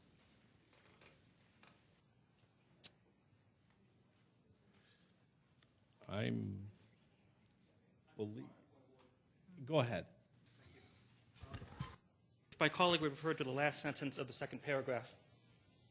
It indicates that it shall be published in the Rochester Democratic Chronicle and in the Daily Record for 30 days prior to August 1st. Yeah, I believe I read it that way, too. Okay, thank you. Since there's no discussion, I'll move to a roll call vote. Mr. Tucciarello? Ms. Andrews? Mr. Ansello? Mr. Antelli? Mr. Barker? Mr. Baroth? Ms. Boyce? Dr. Carbone? Mr. Colby? Mr. Daniele? Mrs. Draw? Mr. Gamble? Mr. Gamina? Mr. Haney? Mr. Hanna? Mr. Howland? Miss Kaylee? Mr. John Lightfoot? Mr. Willie Lightfoot? Mr. McCann? Mr. Michike? Mr. Morelli? Mr. Patterson? Dr. Quattro? Mr. Rocco? Mrs. Valerio? Mr. Wilcox? Mr. Yolovich? President Adair? No. 10 to 19, amendment fails. Back to the main motion again. Is there any other discussion on the main motion? Seeing none, all those in favor indicate by saying aye. Opposed? Roll call vote, please. Mr. Tucciarello? Miss Andrews? Mr. Ansello? Mr. Antelli? Mr. Barker? Mr. Baroth? Ms. Boyce? Dr. Carbone? Mr. Colby? Mr. Daniele? Mrs. Draw? Mr. Gamble? Mr. Gamina? Mr. Haney? Yes? Mr. Hanna? Mr. Howland? Miss Kaylee? Mr. John Lightfoot? Mr. Willie Lightfoot? Mr. McCann? Mr. Michike? Mr. Morelli? Mr. Patterson? Dr. Quattro? Mr. Rocco? Mrs. Valerio? Mr. Wilcox? Mr. Yolovich? President Adair? Yes. 20 to 9, motion passes. Item carries. Next item. Item number 27, referral 13-135, authorizing contract with Wall Media for... Moved by Legislator Yolovich, second by Legislator Holland. Is there any discussion at this time? Seeing none, all those in favor indicate by saying aye. Opposed? The item carries. Next item. Item number 28, referral 13-136, confirming appointment. Moved by Legislator Quattro, second by Legislator McCann. Is there any discussion at this time? Legislator Haney. Thank you, Mr. President. I'm going to be voting against this. Not that I have anything against Mr. Judson at all. I'm certain he's a fine man. I'm voting against this because I believe, and I've expressed this before on the floor of this legislature, that the Sports Authority is an entity that should be abolished, not one that should have new commissioners appointed to it. As we all know, the Sports Authority was created to build the outdoor soccer stadium. To the great credit of the original 3 members of the authority, they were wise enough to recognize the financial weakness of that proposition. And as a county, we can thank those 3 individuals. And they chose not to proceed with the mission for which the authority was created. Since it did not build and therefore does not operate the authority, it has kind of floundered around over the years looking for a mission. We give it a large piece of hotel motel tax money every year. I believe it's something on the order of $250,000 or something like that. And it's basically an entity without a mission. It reportedly gets somehow involved in the operation of Frontier Field, but we have another entity, namely the Greater Rochester Outdoor Sports Facility Corporation, to which the county leases Frontier Field, and which in turn...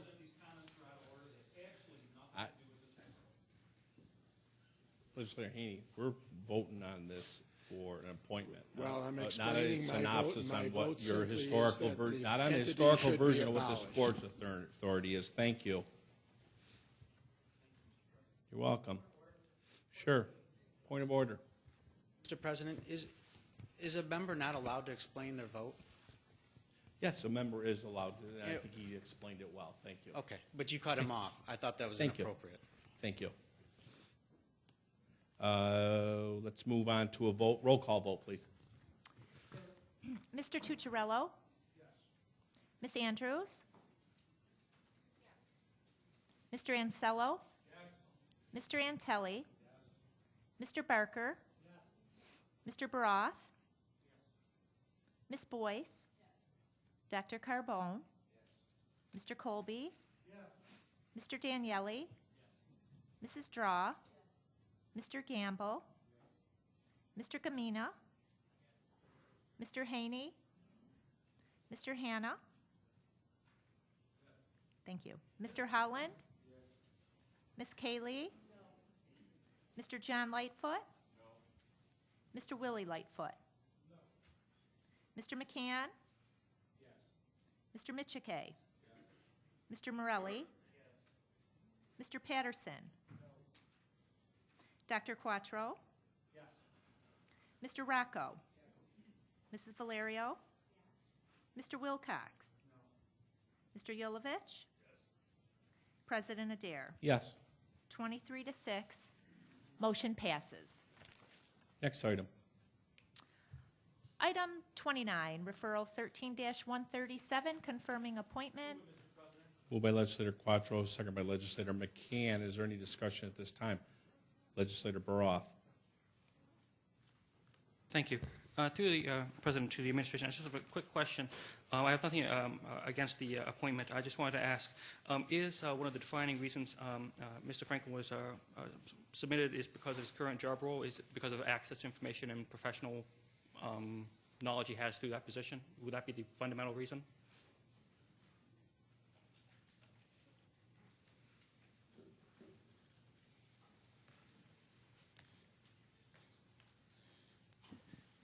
Mr. President, Mr. Franklin was nominated for this position because he's a member of the county administration. The charter requires that one of the three members be a member of the administration. Yes, thank you. Through the President, but it seems that his role would make him particularly well qualified. I just want to confirm that that is, in fact, one of the primary reasons he was selected as opposed to other members of the administration. Mr. President, yes, certainly Mr. Franklin's qualifications are significant with regard to his service on this board. Thank you. Thank you. Is there any other discussion? Seeing none, all those in favor indicate by saying aye. Opposed? The item carries. Next item. Item number 30, referral 13-138, confirm. Moved by Legislator Quattro, second by Legislator McCann. Is there any discussion at this time? Legislator Quattro. Mr. President, I stand to offer a motion to sever referral 13-0138 into 4 separate resolutions so that each appointee can be considered based on their own merits. Motion is to sever this referral into referral 13-0138.A, referral 13-0138.B, referral 13-0138.C, and referral 13-0138.D. Do I have a second? Second by Legislator McCann, second by Legislator Yolovich, second by Legislator Andrews, second by Legislator Gamble, second by Legislator Patterson. Is there anyone else that would like to second this motion at this time? Thank you. Is there any discussion on this? Nothing? Okay. I have a motion to sever in front of me. Is there any discussion on the sever? Okay, if there isn't, all in favor indicate by saying aye. Aye. Opposed? The item carries. Will the clerk please read each appointment separately so that we can vote on each one individually? Okay. Item number 30A, referral 13-138A, appointment of Charles Henry Stewart. Moved by Legislator Quattro, second by Legislator McCann. Is there any discussion? Legislator Yolovich. I've had the pleasure of serving with Hank Stewart on the committee board for quite some time now. I find him to be knowledgeable, hardworking. He has a terrific background in fiscal management, and he's had prior experience on many committees and nonprofits. I think he would be a great fit moving forward from the committee board to the Airport Authority. I will be voting for Mr. Stewart, and I would encourage my colleagues to do the same. Thank you. Okay, thank you. Is there any other discussion? Legislator Cayley. Thank you, Mr. President. I would like to explain my vote on this particular person. I agree that Mr. Stewart has served on many boards and authorities and has a great deal of experience with the county. But as an agenda charter, when I did not vote in the positive when all four were grouped together, I still cannot vote in the positive for this particular individual. It is not a reflection on the individual's service, but matter a reflection on the county's, the county has a duty to call on new individuals, regardless of the amount of service that anyone has within this county. It is time that we call on new individuals to serve on our boards and authorities and allow new voices to lend their experience and not just the same. Thank you. Thank you. Is there any other discussion at this time? Legislator Andrews. Mr. President, I also rise to explain my vote against the appointment this evening. Mr. Stewart has served certainly in a lot of capacities on our local development corporation boards over the years. Three of those on which he has served, Monroe New Power, Upstate Telecommunications, as well as M3S Board, are all the subject of highly critical audits. And therefore, I concur with the comments of Legislator Cayley in that perhaps it's time to find another representative to serve in this capacity. Thank you. Is there any other discussion at this time? I'll move to a roll call vote. Okay. Mr. Tucciarello. Yes. Ms. Andrews. No. Mr. Ansello. Yes. Mr. Antelli. Yes. Mr. Barker. Yes. Mr. Baroth. Yes. Ms. Boyce. Yes. Dr. Carbone. Yes. Mr. Colby. Yes. Mr. Daniele. Yes. Mrs. Draw. Yes. Mr. Gamble. Yes. Mr. Gamina. Yes. Mr. Haney. Was that a no? Thank you. Mr. Hanna? Yes. Mr. Howland? Yes. Ms. Cayley? No. Mr. John Lightfoot? No. Mr. Willie Lightfoot? No. Mr. McCann? Yes. Mr. Michike? Yes. Mr. Morelli? No. Mr. Patterson? No. Dr. Quattro? Yes. Mr. Rocco? Yes. Mrs. Valerio? Mr. Wilcox? No. Mr. Yolovich? Yes.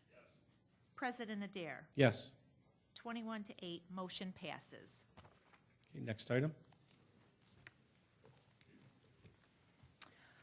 Item number 30B, referral 13-138B, appointment of John J. Peroni. Moved by Legislator Quattro, second by Legislator McCann. Is there any discussion at this time? Legislator Quattro.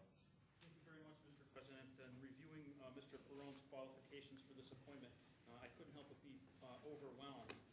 The depth of his experience certainly speaks for itself. He was a member of the U.S. Army for 34 years, where he achieved the rank of colonel. In 2002, he was selected to serve as Force Protection Anti-Terrorism Chief for the 2002 Olympic Games. After the Olympic Games, Mr. Perone was selected to be commander of the Joint Detainee Operations Group at Guantanamo Bay. have no doubt that Mr. Perone is well, if not overqualified, to serve on the Monroe County Airport Authority. That's why I'm going to be supporting Mr. Perone for his appointment to this board. Thank you very much. Thank you. Is there any other discussion at this time? Legislator Andrews? Thank you, Mr. President. I will also be voting against Mr. Perone this evening. In part, I really do feel that we need truly independent boards and to find new people to serve on them that allow the organization to be governed by a board that's independent and separate from the county administration. And since Mr. Perone has been a business partner with the county executive's husband for some time now, I feel no other choice but to vote against his nomination this evening. Thank you. Is there any other discussion at this time? Seeing none, I'll move to a roll call vote. Mr. Tucciarello? Yes. Ms. Andrews? Mr. Ansello? Yes. Mr. Antelli? Yes. Mr. Barker? Yes. Mr. Baroth? Yes. Ms. Boyce? Yes. Dr. Carbone? Yes. Mr. Colby? Yes. Mr. Daniele? Yes. Mrs. Draw? Yes. Mr. Gamble? No. Mr. Gamina? Mr. Haney? No. Mr. Hanna? Yes. Mr. Howland? Yes. Ms. Cayley? Yes. Mr. John Lightfoot? Yes. Mr. Willie Lightfoot? No. Mr. McCann? Yes. Mr. Michike? Yes. Mr. Morelli? No. Mr. Patterson? No. Dr. Quattro? Yes. Mr. Rocco? Yes. Mrs. Valerio? Yes. Mr. Wilcox? No. Mr. Yolovich? Yes. President Adair? Yes. 22-7, motion passes. Next item. Item number 30C, referral 13-138C, appointment of majority Moved by leader. Legislator Quattro and is seconded by Legislator McCann. Is there any discussion at this time? Legislator Barker. Yes, Mr. President, I rise to enthusiastically support my colleague and friend, Legislator Steve Tucciarello, for his position on the Airport Authority. He's been a member of the board since 2007, has been involved with the auditing committee, has been there through the exciting changes that have taken place, bringing in Southwest, and I know how much he enjoys the job on the airport. He has been an advocate for the legislature there, and he's become our resident expert, and so I implore my colleagues to continue to keep Steve on the Airport Authority. Thank you. Thank you. Is there any other discussion at this time? Hearing none, all those in favor indicate by saying aye. Aye. Opposed? The item carries. Next item. Item number 30D, referral 13-138D, appointment of legislator Willie Joe Lightfoot. Moved by Legislator Quattro, seconded by Legislator McCann. Is there any discussion at this time? Legislator Andrews. Mr. President, I just rise to thank Legislator Lightfoot for his service on this board, as well as Legislator Tucciarello, and certainly recommend support of the colleagues in the legislature for his reappointment this evening. Thank you. Is there any other discussion at this time? Seeing none, I'll move to a roll call vote. Mr. Tucciarello? No. Ms. Andrews? Yes. Mr. Ansello? No. Mr. Antelli? No. Mr. Barker? No. Mr. Baroth? Yes. Ms. Boyce? No. Dr. Carbone? No. Mr. Colby? No. Mr. Daniele? No. Mrs. Draw? No. Mr. Gamble? Yes. Mr. Gamina? No. Mr. Haney? No. I'm sorry? Yes. Mr. Hanna? No. Mr. Howland? No. Ms. Cayley? Mr. John Lightfoot? Yes. Mr. Willie Lightfoot? No. Mr. McCann? No. Mr. Michike? No. Mr. Morelli? Yes. Mr. Patterson? Yes. Dr. Quattro? No. Mr. Rocco? No. Mrs. Valerio? No. Mr. Wilcox? Yes. Mr. Yolovich? No. President Adair? No. 9-20, motion fails. Next item, please. Item number 31, referral 13-139, confirming appointment. Moved by Legislator Quattro, seconded by Legislator McCann. Is there any discussion at this time? Seeing none, all those in favor indicate by saying aye. Opposed? The item carries. Our next item is a matter of urgency. Item number 34, referral 13-175, confirmation of appointments. Moved by legislator Tucciarello, seconded by legislator Draw. Is there any discussion at this time? I would like to discuss. It's okay? First. Thank you. On May 10th, the county executive, Maggie Brooks, came to me and requested that we reconstitute the Monroe County Hospital Board, and enthusiastically I agreed, and I've prepared the appointments that you have in front of you today. The charter is specific on who is eligible to sit on this board, and I'm very satisfied at this time that the community members listed on this referral are both willing to serve, and they all meet the requirements of that. So, and that's why I've submitted those names to you tonight. Is there any other discussion at this time? Legislator Andrews? Mr. President, certainly we are very pleased to see that the Oversight Board for Monroe Community Hospital has been reconstituted. As you know, as everyone in here should know, it's something that we have asked questions about for years, at least 6 or 7 years. We've pushed for this board to be reconstituted during that time, and we made a proposal or made a recommendation for an appointment to that board months before it was reconstituted just earlier this month. So I am very pleased to see that this is happening. I'm sorry it is due to the incident that took place at the hospital. That's why we're doing this now. It's long overdue. But it is time to move forward and to have this board up and running as soon as possible. So I am pleased to see this going forward this evening. I would like to ask you, Mr. President, the reason for this to be voted on this evening, in terms, I've read in the paper that it has to be done by May 24th. Is that the reason why it's coming to us tonight? Legislator Andrews, yes, it is, but I believe that what has gone on in the past 2 weeks, I think that the county executive and the administration has been very fast in making sure and determining that they have done their due diligence on this, and this has come up, and it is one of the reasons is because before the 24th, yes. But the other one is that I believe that it's our work as the people here at this body to do the people's work, and I think that this is a very good start. And I believe that we are going to start this committee very quickly. So. Well, Mr. President, we may agree to disagree on how quickly action was taken or whether or not things happened expediently. I mean, certainly we've had in writing proposals to reconstitute this board for years. And I would ask you at this point, what happened on May 10th so that you decided to listen to the county executive's call to have the board reconstituted when we had made similar calls last year and the year before? I believe I got a letter from her saying that it was a positive thing to do, so I did it. I'm pleased to see you made that decision. I do wish you had made it earlier when we requested the board be reestablished as well. Thank you. Duly noted. Roll call vote. Actually, I have a couple further comments. Legislator Quattro. You indicated in your opening remarks that the members of the community are willing to serve. Could I ask what sort of selection process you used to find those people?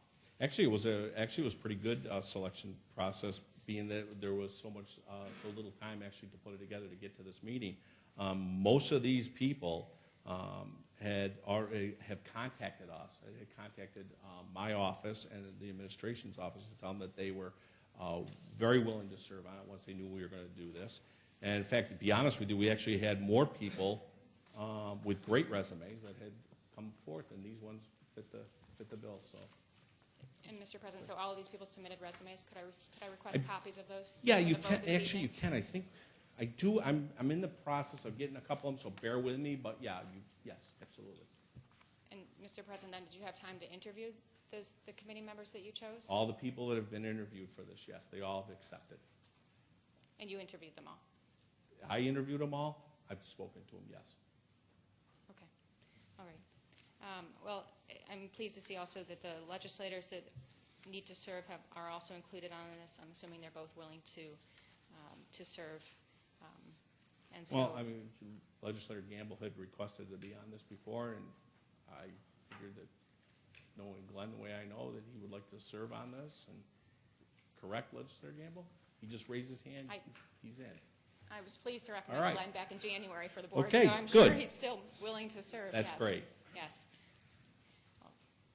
I'd certainly be supporting the referral. I look forward to seeing Super. all of the resumes. I do think that having a little more opportunity for public input, or perhaps our office could have been aware of the fact that you're going to move this quickly, so that we could have also submitted recommendations for the community portion of the board, because certainly we also received Duly noted. I hope information for people who were interested in I hope serving. enthusiastically that I had the support of your caucus to move this thing forward and get it on a positive note to start out. Thank you. Okay.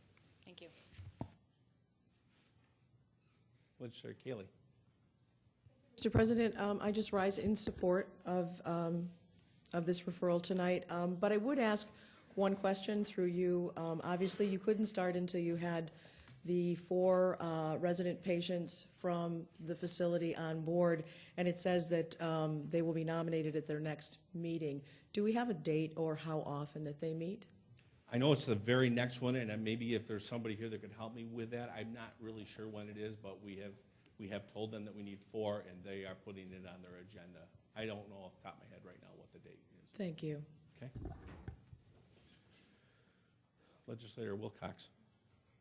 Mr. President, I have a question regarding the January 16th letter that our minority leader wrote to you regarding the appointment of Mr. Gamble to the Monroe Community Hospital Board. Could you explain why you did not, at that point in time, reconstitute the board? I don't think I can explain it, nor do I really need to explain it at that time.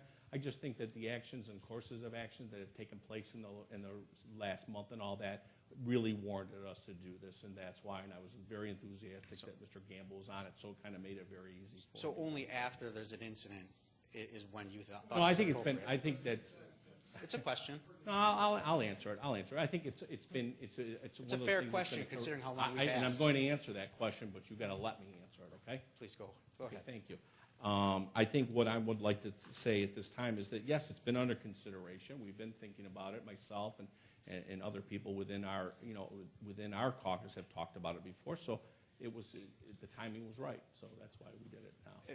And Mr. President, you are aware of the importance of that board, or else you would not be submitting this referral That is today. correct, yes.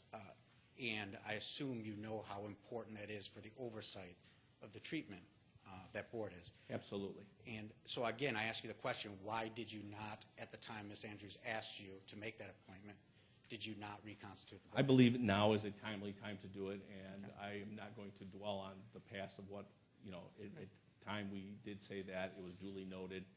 Mr. Gamble was going to be on it, and I'm moving forward with it tonight. Appreciate the response. Okay, thank you. Legislator Morelli. Thank you, Mr. President. First of all, I'm glad to see that appointments are being made. It's sad that New York State Department of Health had to come in before we've moved ahead on any action. And I commend County Executive Maggie Brooks for following the advice of Legislator Wilcox in firing Todd Spring. Mr. President, on April 30th, I submitted a letter to the county executive asking for a briefing at this meeting as to what's going on at the community hospital. And on May 10th, I received a letter from the administration saying that we would not be briefed tonight because we didn't ask it through you, Mr. President. And from my understanding, we have to ask you first before we can get anything out of the administration. I understand that. We did send a letter. I believe Legislator Andrews sent a letter to you asking for that briefing as well. That being said, through you, Mr. President, to the administration, it's my understanding that there has been a report done, or that there's some information being requested. Yeah, I think the point of order is well taken. We're voting on this board now. We're not here to ask questions of the administration. This is my appointment. I don't know why we would be asking them questions of what was going on. Well, Mr. So I President, will accept the point of order. I believe Legislator Morelli can explain it, but I'm upholding the point of order. I believe there's some questions that should be asked to the administration in terms of the board being put together. So I think that a question to the administration is reasonable here. So I would ask to the administration, through you, Mr. President, is there a final report done, and will that report be presented to the newly appointed board? If you would like to challenge my point of order, that's fine, but at this time I am not going to have the administration answer that question. Thank you, Mr. President. You're welcome. Thank you. Is there any other discussion at this time? Okay. Do I have a second for the appeal? Second? Okay. Roll call vote to the appeal of the chair. Second? Mr. President, who was the second? I believe it was, yeah, I thought so, by a nose.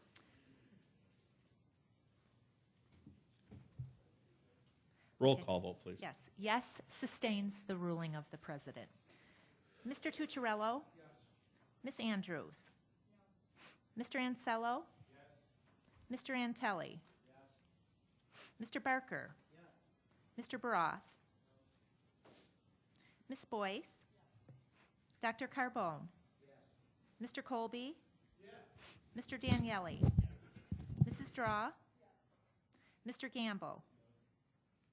Mr. Gamina? Yes. Mr. Haney? No. Mr. Hanna? Yes. Mr. Holland? Yes. Ms. Cayley? No. Mr. John Lightfoot? Mr. Willie Lightfoot? No. Mr. McCann? Yes. Mr. Michike? Yes. Mr. Morelli? No. Mr. Patterson? No. Dr. Quattro? Yes. Mr. Rocco? Yes. Mrs. Valerio? Yes. Mr. Wilcox?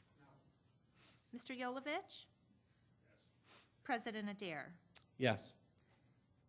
19 to 10, the ruling of the president stands and passes. Is there any other discussion at this time? Legislator Gamble.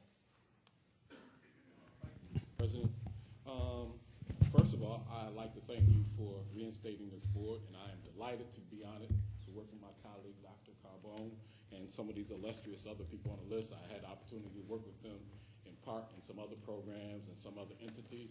I'm looking forward to do the work of the community, for the community and our constituents by this honorable body. And I just want to know, when is our first meeting? As soon as I can get this approved tonight and get moving on it, I will get you a date. Oh, thank you. All right? Thank you very much. But it will be quickly. Thank you very much, sir. Thank you, Legislator Gamble. Is there any other discussion at this time? Legislator Andrews. Thank you, Mr. President. I wanted to ask when we can expect to receive a report from the board as is required by the charter. Mr. President, I'm just asking about how the board's going to work, and we can receive our first report. You know what? In the spirit, the question is out of order, but in the spirit of getting this through, let's get this board up and let's all approve it tonight, and let's let them do their work so that we can do the right thing for this community. Okay? I don't know when to expect the report. Then I'll have a report after that. Okay. And you're also going to supply the resumes as soon as you have them all together. Absolutely. For the people we're appointing. Yep, absolutely. Okay. My last point then is following up on some conversations from last week that from last week? From last week regarding moving forward together as Democrats and Republicans and working on oversight of MCH. There was an indication that we would be working together to have formal legislative hearings and to talk about how to fix the problems at MCH. So I'd like to voting on the committee. I'd like to know who was it you, Mr. President, or Majority Leader Tucciarello that I should... Guys, I'm just trying to finish my thought here. I get it. Point of order is taken. And I'd just like to know who to contact to work to set up those hearings. That's my question. Point of order. Point of order. I'm just waiting for an answer. Which of you should I talk to start convening the hearings? Legislator Andrews, let's get through this board appointment tonight, okay? And in a spirit of cooperation, let's get that going, and then we can renew and get everything else that you wanted to talk about. I'm sure someone will be able to talk to you. And then let's get through this tonight. Well, in the spirit of cooperation, it would be very helpful to have a point person on this because, to my knowledge, recently we haven't convened bipartisan hearings, and so I'd like to know Legislator who I'm Andrews, supposed to there's work nothing with. to do with it. So my It point of order. does. It has is. a It's tremendous done. amount to do with it. Thank you. I've accepted your point of order. All right. Would you like to appeal my point of order? Yes, I would. All righty, good. Do I have a second? Second by Legislator Wilcox. Roll call vote, please.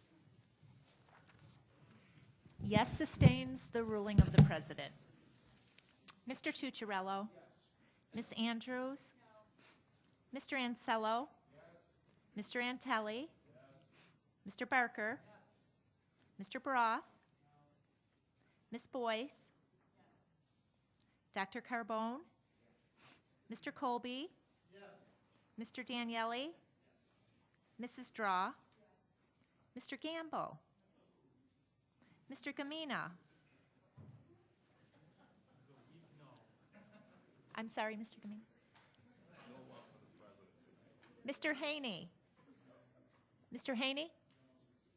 Thank you. Mr. Hanna? Mr. Howland? Ms. Kaylee? Mr. John Lightfoot? Mr. Willie Lightfoot? Mr. McCann? Mr. Michike? Mr. Morelli? Mr. Patterson? Dr. Quattro? Mr. Rocco? Mrs. Valerio? Mr. Wilcox? Mr. Yolovich? President Adair? Yes. 19 to 10, the ruling of the president is sustained. Thank you. Let's move to a roll call vote.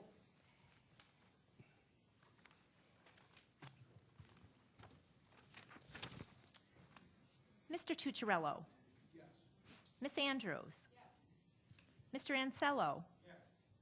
Yes. Mr. Antelli? Yes. Mr. Barker? Yes. Mr. Broth? Yes. Ms. Boyce? Yes. Dr. Carbone? Yes. Mr. Colby? Yes. Mr. Daniele? Yes. Mrs. Draw? Yes. Mr. Gamble? Yes. Mr. Gamina? Yes. Mr. Haney? Yes. Mr. Hanna? Yes. Mr. Howland? Yes. Ms. Kaylee? Yes. Mr. John Lightfoot? Yes. Mr. Willie Lightfoot? Yes. Mr. McCann? Yes. Mr. Michike? Yes. Mr. Morelli? Yes. Mr. Patterson? Yes. Dr. Quattro? Yes. Mr. Rocco? Yes. Mrs. Valerio? Yes. Mr. Wilcox? Yes. Mr. Yolovich? Yes. President Adair? Yes. 29, motion passes.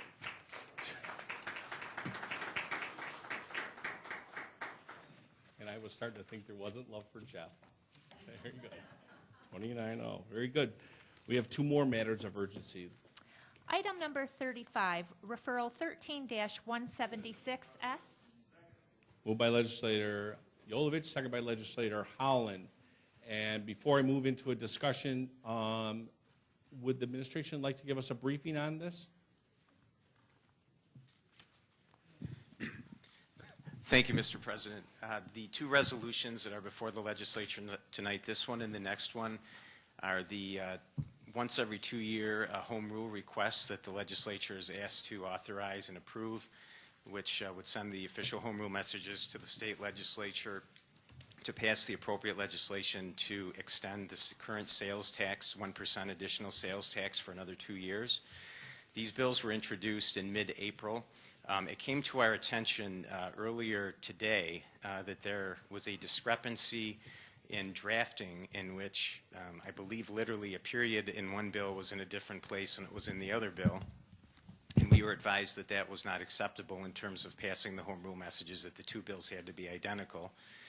Therefore, we had requested that these referrals be withdrawn from further consideration by the legislature pending an amendment to one of the two bills, which would have to take place next week when the state legislature is back in session. Later today, after the referrals were withdrawn, we were advised that Assemblyman Gant had amended his bill in the Assembly to make the technical corrections so that the two bills are identical. Therefore, the two bills can now be approved once again, which explains why they were withdrawn and then resubmitted. And I appreciate the legislature's patience with this process and your consideration. Thank you, Mr. Helfer. Is there any discussion at this time? On the item? No? Okay. All those in favor indicate by saying aye. Aye. Opposed? The item carries. Next item. Item number 36, referral 13-177. Moved by legislator Yolovich, second by legislator Howland. Is there any discussion at this time? Seeing none, all those in favor indicate by saying aye. Aye. Opposed? The item carries.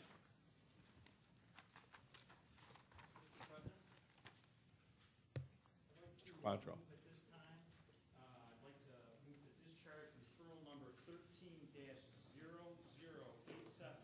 entitled Establishing a Temporary Committee to Review the Charter and Administrative Code. I'd like to move that be discharged from committee. Second. Moved by legislator Quattro. It is seconded by legislator Yolovich. Is there any discussion at this time? Yeah, I'm going to wait, but. Yep.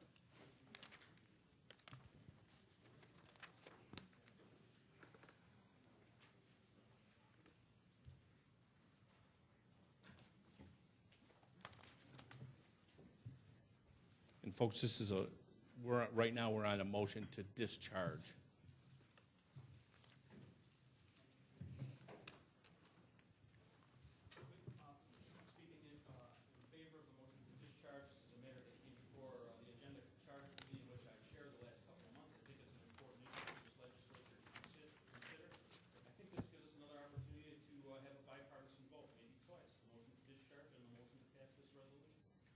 Okay, thank you.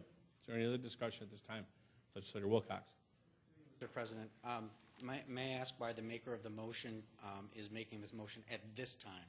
Why there wasn't a vote at the committee per my request? It's customary at committees when the maker of a motion, Mr. President, is not a member of the committee, sends that referral to a committee that they're there to speak. Mr. Wilcox is here to speak to that tonight. I think it's an important issue. It's a matter that's addressed in our charter, so here we go. Let's have it. Mr. President, I did, in the letter to the chairman, Mr. Quattro, I did explain that. Mr. President, this is on the motion for discharge. Yeah, that's right. Yeah, It's a debatable motion. Yeah, it is. You can It is. discuss It's a it. debatable Yeah. motion. We're good. Right? Yep. It is. You're good. Yeah. It is, right? Yep. Okay.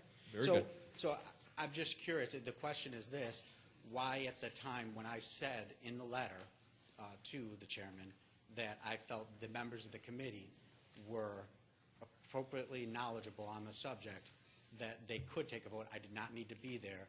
It was extended as a courtesy, is my understanding, not a contingency. Okay. Did you want to answer something to that?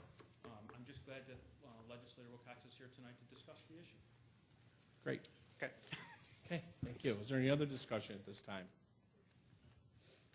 Hearing none, this is on the motion to.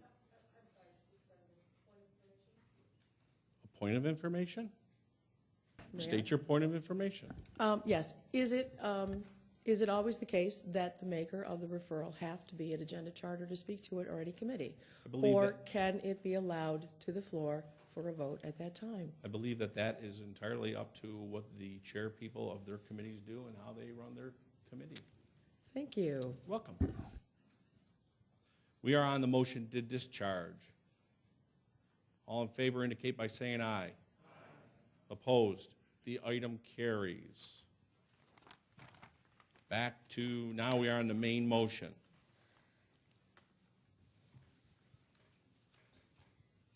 Cheryl?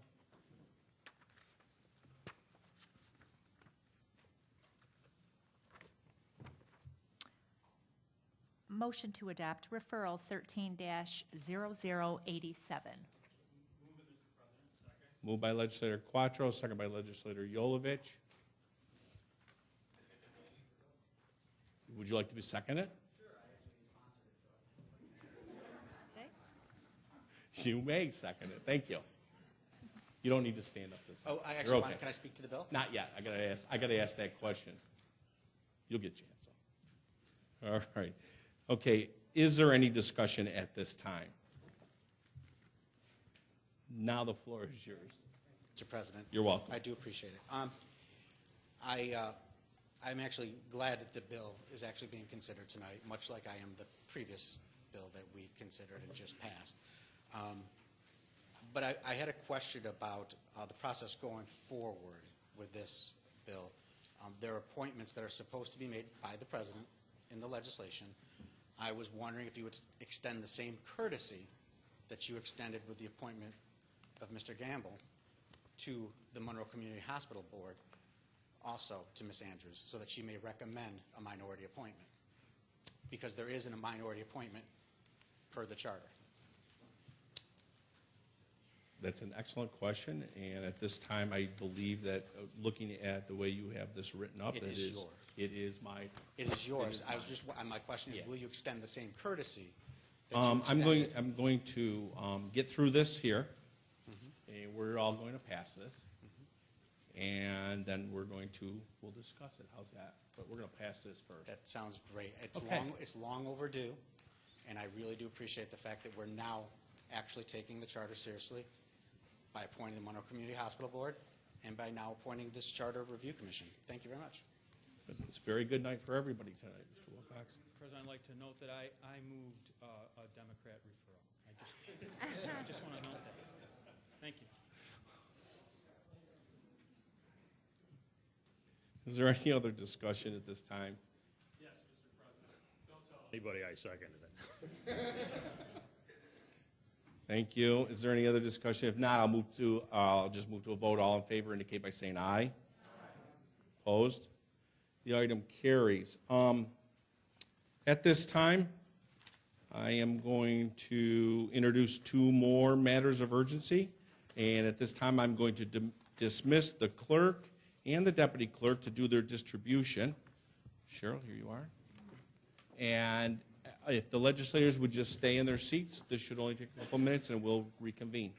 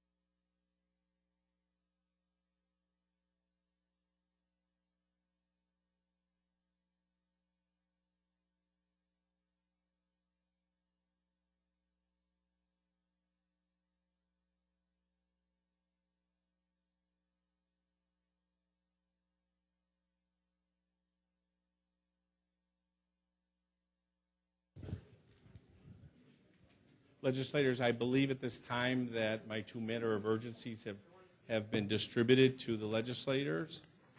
And at this time, I would ask the clerk to move to the next item. Item number 35, referral 13-178. Moved by legislator Quattro, second by legislator McCann. Moved by legislator Quattro, second by is there any discussion? Is there any discussion? Is there any discussion?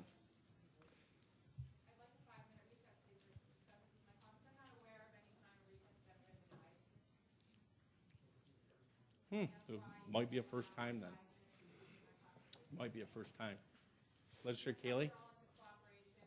Legislator Cayley? I'd like to request at least 2 minutes to look at this prior to voting. And I think that it is a nice thing to do to push it through in a good way. I don't believe that that's what we're doing, but if that's what you'd like. Legislator Wilcox. Mr. President, I really would appreciate a second for our caucus to review this, the appointments, because, as I've mentioned before, much like the Monroe Community Hospital Board, we put this referral in a long time ago. And now you decide suddenly, right now, right during this meeting, as a matter of urgency, to take on these issues.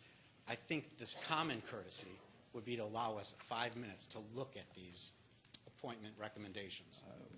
Okay, I think they're out in front of everybody at this Would point. you allow us 5 minutes to review them, please?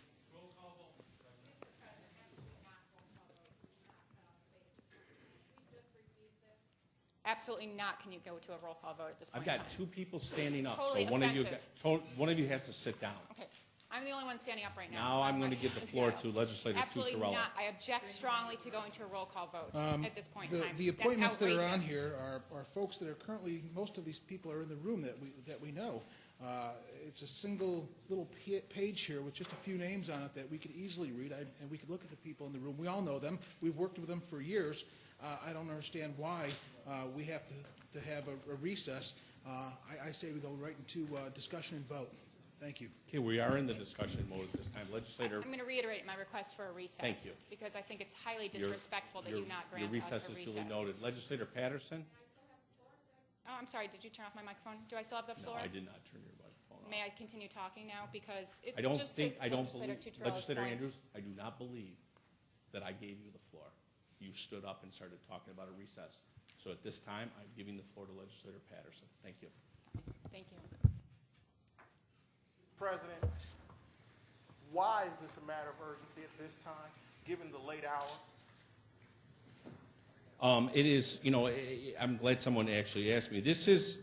We are trying to get this thing, as we just did, we passed this to get the charter review going. And one of the things that it clearly stated in Legislator Wilcox's referral is that the president does make the appointments to it, and I've made the appointments to it. Mr. President, thank you. But at the same time, Mr. President, we are a deliberative body.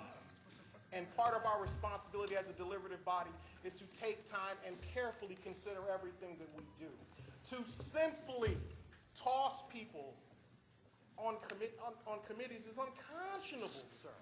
And for us to simply ask for a few minutes to conference, to have a conversation about this issue is reasonable for a deliberative body, which is what we are.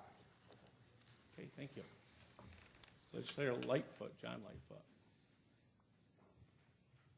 Mr. President, for this opportunity to speak. Mr. President, when we passed this prior legislation of the Agenda Charter establishing a temporary committee, I was kind of taken back of why we had legislation on the floor from one of our Democratic. I mean, it's great. However, Mr. President, I do see here that there is a means to the end here, and there is a temporary board that has been put together by our caucus, accepted by our colleagues here, and empowered you to assign appointments to your pleasure. And Mr. President, I do see my name as a representative from the minority side. And Mr. President, I do thank you for that, in a sense, because I do have an interest in learning more about our government and making advisements to our rules. But, Mr. President, at this time, my caucus would like a 2 to 3 minute recess. And so, Mr. President, if you will, would you please be obliged to grant us that?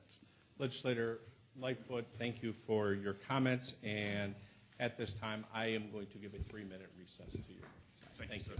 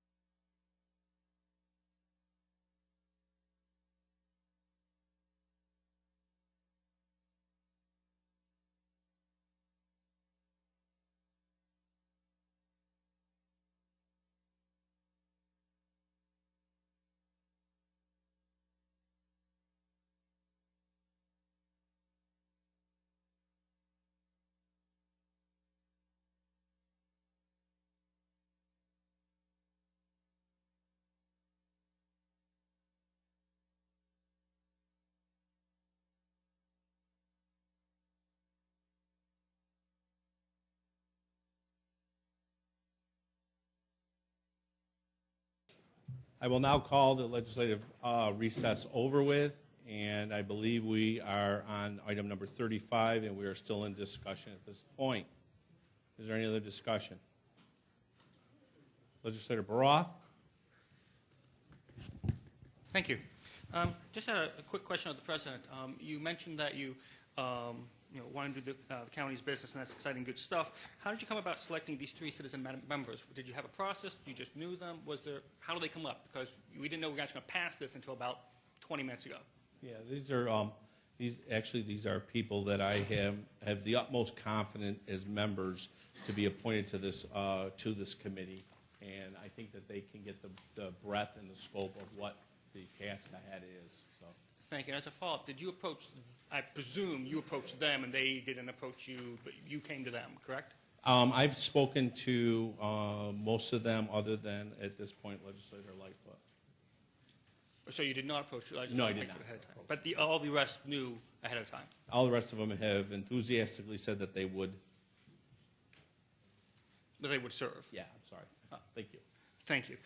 Then finally, just one last question is, why again is this a matter of urgency? If you already had approached at least 6 of the 7 members, then why is this a matter of urgency now as opposed to going through the committee cycle and having various legislators who perhaps did not know about this on either side of the aisle chime in? Yeah, it was rather disappointing to me that we didn't have this, that this had gotten tabled in the agenda charter, and we saw this as, the time was starting to go on us, and I just felt at this time it was a good thing to get this going and get this charter commission going. So in a sense, it was from fair characterized as your goodwill, to get this out. I believe that instead of stalling things, we should move forward. So I could not agree more. Although I must say I'm disturbed this is used as a matter of urgency in 9:15 or no, sorry 8:45. It's just very disturbing you would do it this way. I would expect otherwise. Thank you. Thank you. Is there any other discussion? Legislator Wilcox?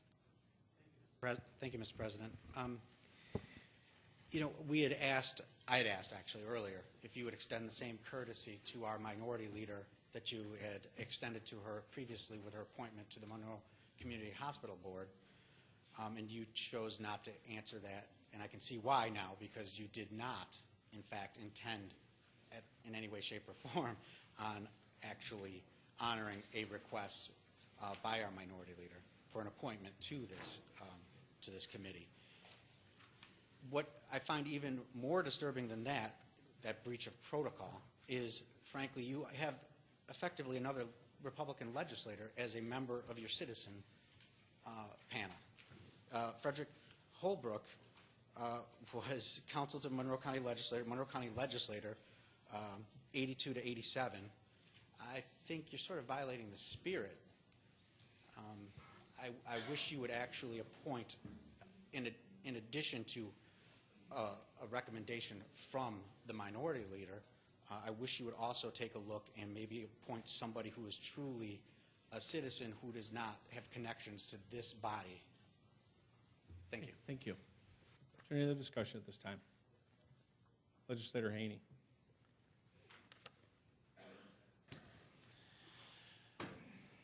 Thank you, Mr. President. As strongly as I feel that we're due to have a charter review committee, and I have felt that for years, I mean, I could name a half dozen sections of the charter right now that are out of date and need to be revised. The way this is being done at this point is just simply a straight-out railroad job. I cannot vote for these appointments for the reasons others have cited, that for the minority representation, just common legislative courtesy would have required that the advice of the minority leader would be sought on that. The citizen members, if one looks at charter commissions back over the years, that citizen members traditionally came from organizations like the League of Women Voters, Action for a Better Community, etc. the one thing these three citizen members have in common is obvious links to the Republican Party. I mean, one has been the attorney for the town of Gates. One has been a former member of this legislature. One has been the attorney for the town of Pittsford, I guess it is. And quickly looking at this, it's obvious that this is not intended to be a cross-section of the citizens of the county of Monroe. This is being railroaded at the last minute, thrown on people's desks at, what was it, 8:45 or something, and told it has to be voted on immediately without any input, etc. And I'm not sure how the goose is being cooked here, but I'm sure there's some grand scheme about what this group of brilliant people is going to be expected to recommend as changes to the county charter. And a process which is should be the most important thing that a legislature does every 10 or 12 years is being turned into a total farce with the way this is being handled and with the way these appointments are being ramrodded, and I cannot endorse that farce by voting yes. Thank you. Legislator Tucciarello. Thank you, Mr. President. First of all, I would like to say that I'm very happy that here in this chambers today, we have been able to bipartisanly pass legislation from both sides of the aisle. I want to thank Legislator Wilcox for putting this forward. It's a good piece of legislation. It's historical. We used it 20 years ago, and we're using the same referral today, and I think that shows some real consistency. I also want to talk in favor of the appointments. I look down the list and I find all these people to be honorable, and I find them all to be people that are more than capable of doing this work that we ask them to do, this very important work. I also want to commend you, Mr. President, on your swift action and putting this together and getting this off the ground. Thank you. Thank you. Is there any other discussion at this time? Legislator Yolovich. President, to Legislator Haney's point about this being a sham, when this was done 20 years ago, the one minority member at the time was a Republican minority member. It was Mike Hanna. All of the other people on the board were Democrats. Thank you. Is there any other discussion? Legislator Lightfoot. John Lightfoot. Thank you, Mr. President. Like I said before, it is an honor to be appointed by you for this particular board, our commission. It goes to speak about how you and others view me as, and I really look forward to the opportunity. However, Mr. President, after we had our three-minute briefing, at this moment, I have to remove my name, please, sir, at this time. Thank you. Okay, thank you. Is there any other discussion at this time? Second? Second by Legislator Cayley. Move to a roll call vote. Mr. Tucciarello? Ms. Andrews? Mr. Ansello? Motion to table, yes. No. Mr. Antelli? Mr. Barker? Mr. Baroth? Ms. Boyce? Dr. Carbone? Mr. Colby? No. Mr. Daniele? Mrs. Draw? Mr. Gamble? Yes. Mr. Gamina? Mr. Haney? Yes. Mr. Hanna? Mr. Howland? No. Ms. Cayley? Yes. Mr. John Lightfoot? Mr. Willie Lightfoot. Mr. McCann. Mr. Michike. Mr. Morelli. Mr. Patterson. Dr. Quattro. Mr. Rocco. Mrs. Valerio. Mr. Wilcox. Mr. Yolovich. President Adair. No. 10 to 19, motion to table fails. Back to the main motion. Legislator Lightfoot. Willie Lightfoot. Mr. President, I'd like to just ask a point of order, Mr. President. If you have a member that is asked to be removed from a paper who doesn't want to be on a board that you're trying to appoint him to, then does that not take the current amendment that's put for us? Does that not negate that or call for an amendment to that due to the fact that this person decides they don't want to be on this board? To you, Mr. President, point of order to the administration? No, it won't be to the administration. It'll be to Okay. me. And it's not a point of order. It is, I have made my selection as president. Okay. Those are the people I've selected. If Okay. one of them decides that they do not want to serve on that board, Yes, sir. they don't serve. Submit a letter of resignation. Gotcha. Thank you. Thank you. Any other discussion at this time? Legislator Baroff. Thank you, Mr. President. I actually appreciate my colleague on the other side, Dick Yolovich, mentioning the fact that the last time this was done 20 years ago, there was only one Republican member of the committee, I assume was on the minority at the time. My question, through you, Mr. President, to Mr. Yolovich, if he recalls, was who appointed then Legislator Hanna?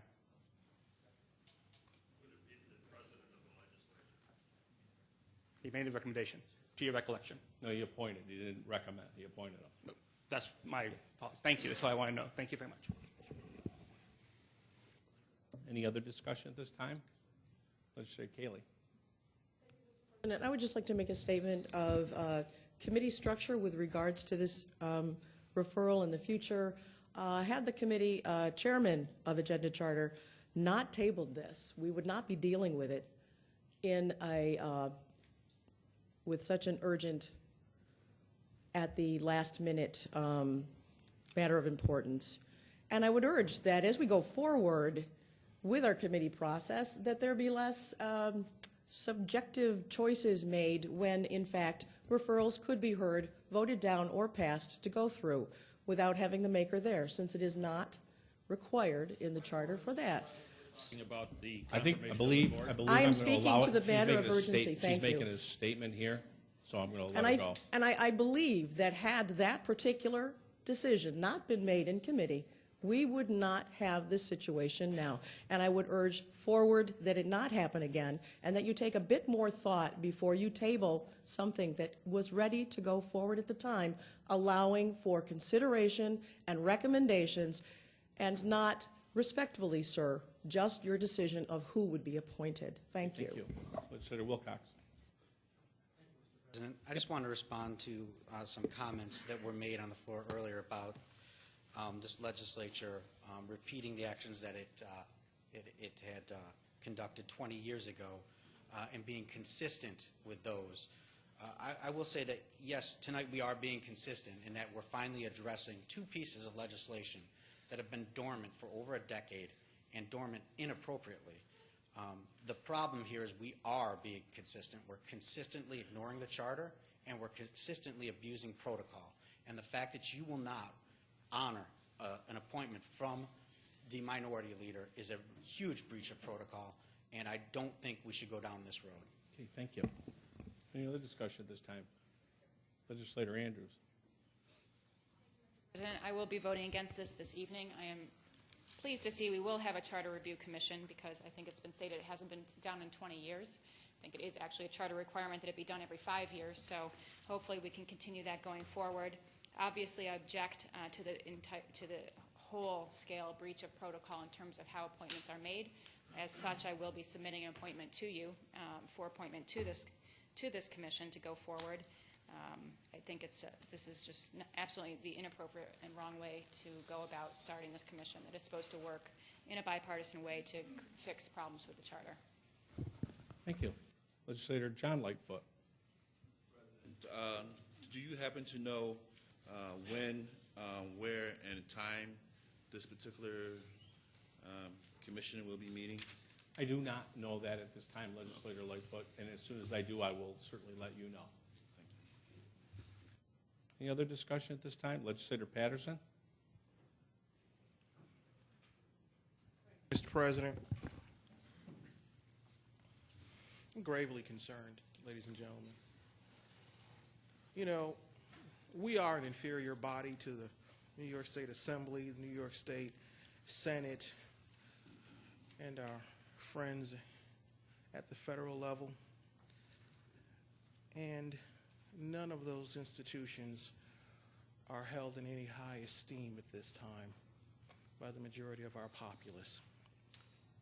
And they aren't for a very simple reason. They slapdash legislation through at the last second. They are not deliberative in a manner and fashion that communities find acceptable. We disagree. We regularly disagree. And there's nothing wrong with that. But for my short time that I've been in office, one thing that I have been happy to say is that we are at least deliberative, that we take this work seriously. Though we may disagree about an appointment, though we may disagree about a piece of legislation, though we may disagree about a road, we take the process seriously. And some of our biggest fights have been process fights. So the notion that we would now become one of those bodies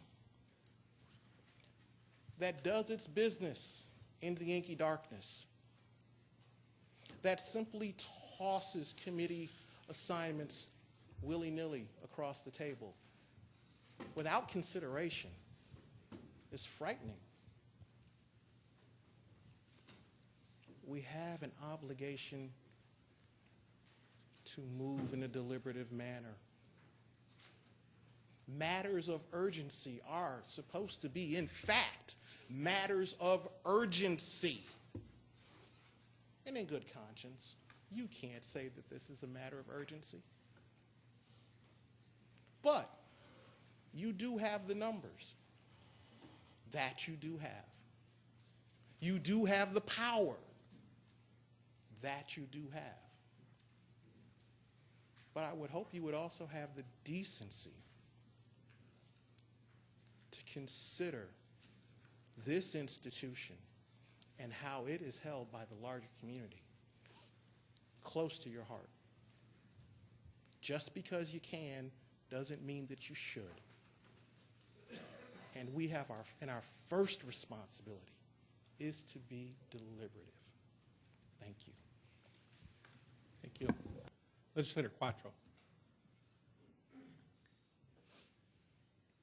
Thank you very much, Mr. President. I'm proud to be at the center of this discussion. And just a couple of points that come to mind.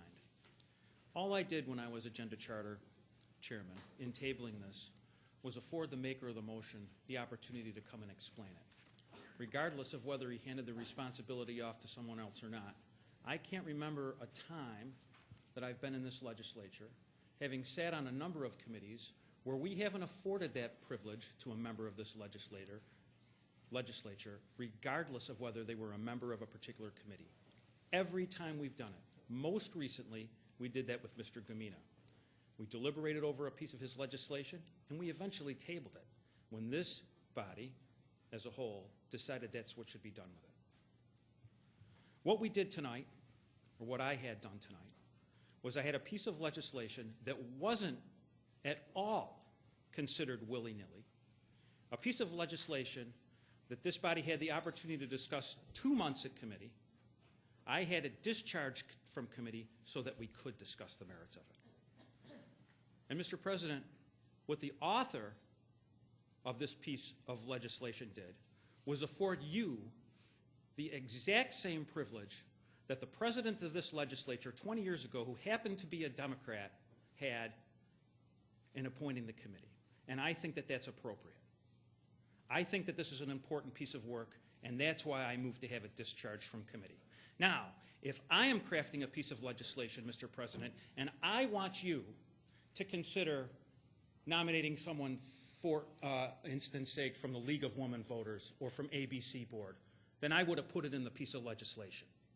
But to suggest because you're following the letter of the legislation that was presented and passed unanimously in these chambers, a piece of legislation that the maker of the motion had the opportunity to discuss twice at committee, and he may very well have had a good reason not to be there to do that. But to say that you're indecent is unacceptable.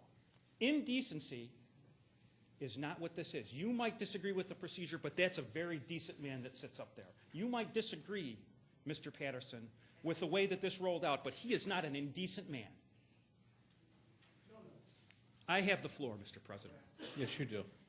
Now, we've been spending almost an hour discussing this piece of legislation, and it's so very important that we deliberate it, that we have not once mentioned any member of the committee that you've appointed, except for Mr. Lightfoot.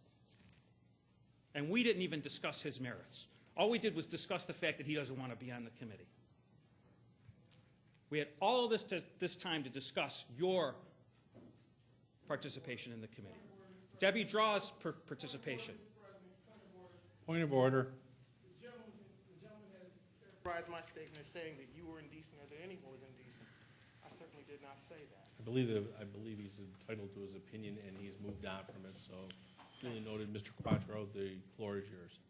We haven't discussed the merits of the deputy county executive in participating, or any of the public members. We haven't. We have wasted all of this time arguing about procedure and who is decent now and who is indecent. So, Mr. President, all I'm saying is that we've had plenty of time to consider this. We brought it to the floor. It passed unanimously. You did exactly as the maker of the motion asked you to do in his piece of legislation. Exactly. To the letter. We've done the people's business tonight.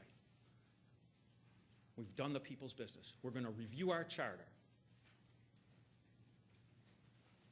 So to suggest that we haven't had the time to deliberate this, or that you have abused your privilege, is ridiculous. The privilege was given to you by the author of this piece of legislation. It's the piece of legislation that passed 20 years ago, and to suggest, in contrast to what happened 20 years ago, that there's any difference in this process, that it's a railroad job, is irresponsible. Mr. President, I cannot wait to vote in favor of this piece of legislation. Thank you very much. Thank you. Is there any other discussion at this time? Legislator Patterson. Thank you, Mr. President. I am so happy that the chair of the Agenda Charter Committee has taken the time to enlighten us, because in the course of his discourse, I remembered something. Actually, I remember, as funny as it's going to sound, I remembered it twice. That gentleman didn't allow us to debate it in Agenda Charter at all. We were happy to do so. You see, again, back to my point of being a deliberative body, when we're a deliberative body, we follow our rules, we follow our procedures, and we assign things to a committee.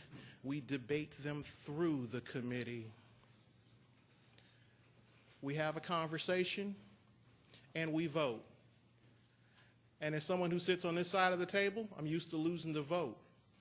But you know what? I can respect that, because we have a policy and we have a procedure, we have a methodology of doing things, and we follow it because we are a deliberative body. But twice this piece of legislation this referral came before us, and twice we were not allowed to have that conversation, to have that debate. There was no time for the public to come forward and express themselves if they so chose. So no, we were not deliberative, sir. And no one was indecent, but I would remind you that as the chair, that decision was yours in both cases, certainly not the president's. Thank you. Thank you. Legislator Wilcox. I appreciate the fact that the chairman of agenda charter offered me the opportunity, and I do appreciate that, truly do. And I did inform the chair that unfortunately I would not be able to make those committees, and that I would prefer, since I was not a sitting member, that they move forward and have the vote. The members were informed, okay? To suddenly characterize a contingency as a courtesy is very disingenuous. And I give him credit for turning that contingency into a courtesy. That's very artful. And I also would like to comment on the fact that although the bill does not, it is at your discretion, does not say the minority leader gets to appoint the minority member, it is protocol. In fact, you do it all the time. You do it whenever there's a vacancy on this side of the aisle that needs to get filled. There is no requirement that it be a minority member designee. There's no requirement. It's at the president's discretion. And yet the president has consistently time-honored that tradition of appointing who we, on this side of the aisle, choose to represent us. So I think it was a very artful attempt to describe what is a contingency as a courtesy. But it is not a courtesy when you are breaking protocol and you are breaking with tradition at the very start of what should be a very thoughtful process. I'm extremely disturbed at how this is proceeding. This is not the way it should have proceeded. I think you should have given the author, myself, you should have given me some heads up that this was coming tonight, because then we could have discussed appointments. But instead you chose to play politics. And that's unfortunate, because that's how this committee is going to go forward now. Same as Monroe Community Hospital Board, politically charged. Thank you. Thank you. Legislator Tucciarello. Thank you, Mr. President. I've put legislation before this body, before this legislative body before, and I worked very hard at it, and I made sure it was what I wanted, and I was prepared to talk about it any point along the way. I assume that Legislator Wilcox did the same due diligence that I did, and he took his piece of legislation that he put forward and he made sure it was exactly the way he wanted it, and he was prepared to talk about it and answer questions about it along the way.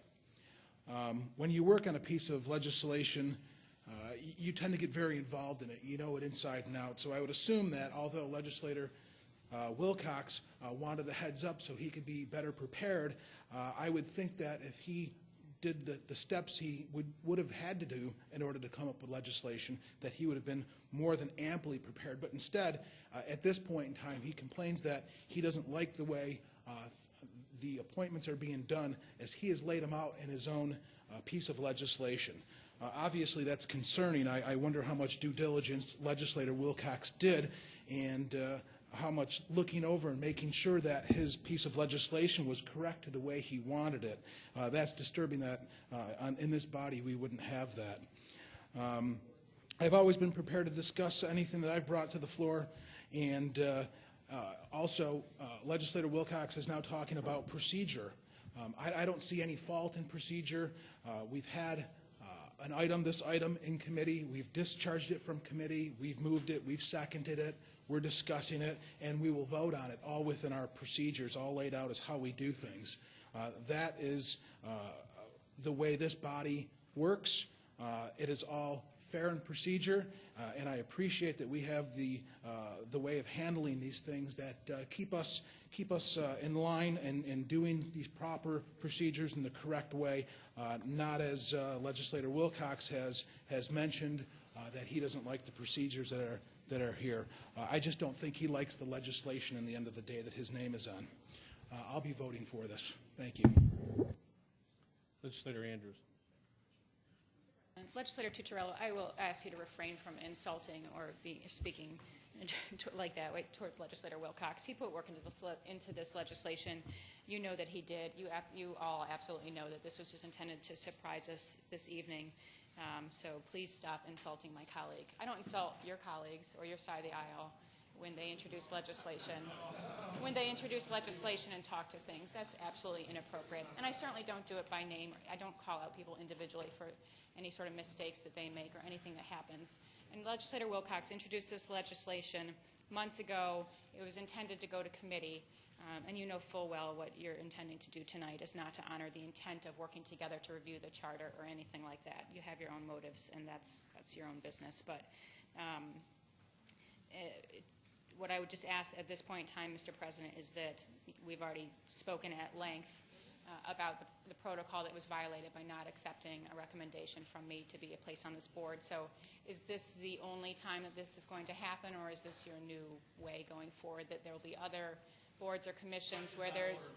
Question is out of order. That's absolutely not out of order. Yes, I'm it is. trying to secure a It is out of commitment order. I just that ruled this it out break of in order. protocol is limited to I just just this one ruled issue, it out of although order. my If you would like suspicion is to, that it's if you not. would like to, you may get a second and rule against me, and you can go through. I don't really want to go through that But then, process because I think everyone probably please doesn't want to talk don't about go this through anymore. this exercise then, okay? If I'm you asking feel you a that passionate, question. if you feel that passionate that I'm wrong, please appeal my decision, okay? But I have ruled on a point of order, and the point of order stands, and as of right now, we're done. Let me ask you this question then. Is it because of There the is actual... not another question to ask. The point of order has been taken, It's a and different that's it. topic. It's a Nope. different topic. No. What's the It's a different different topic? topic. Go ahead.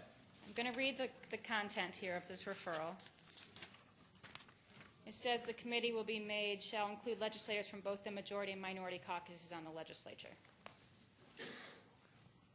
So is that, why then did you choose to make your own appointment to the minority from the minority? Because it was within my purview as president to be able to do that. And so if the text is the same then in other boards or commissions that the minority party has an appointment to, you're going to act in a similar matter? Is that correct? It'll be really disturbing if we continue on I just down this discussed road. it. You're just trying to bring it Mr. back. President, not only is, Point of order is taken. I got it. not only is her I argument out have of my order, answer but I without believe you she's confirming. actually out of have my order. Yeah, I answer. think know I where we're believe going. so, too. Thank you. Legislator Wilcox.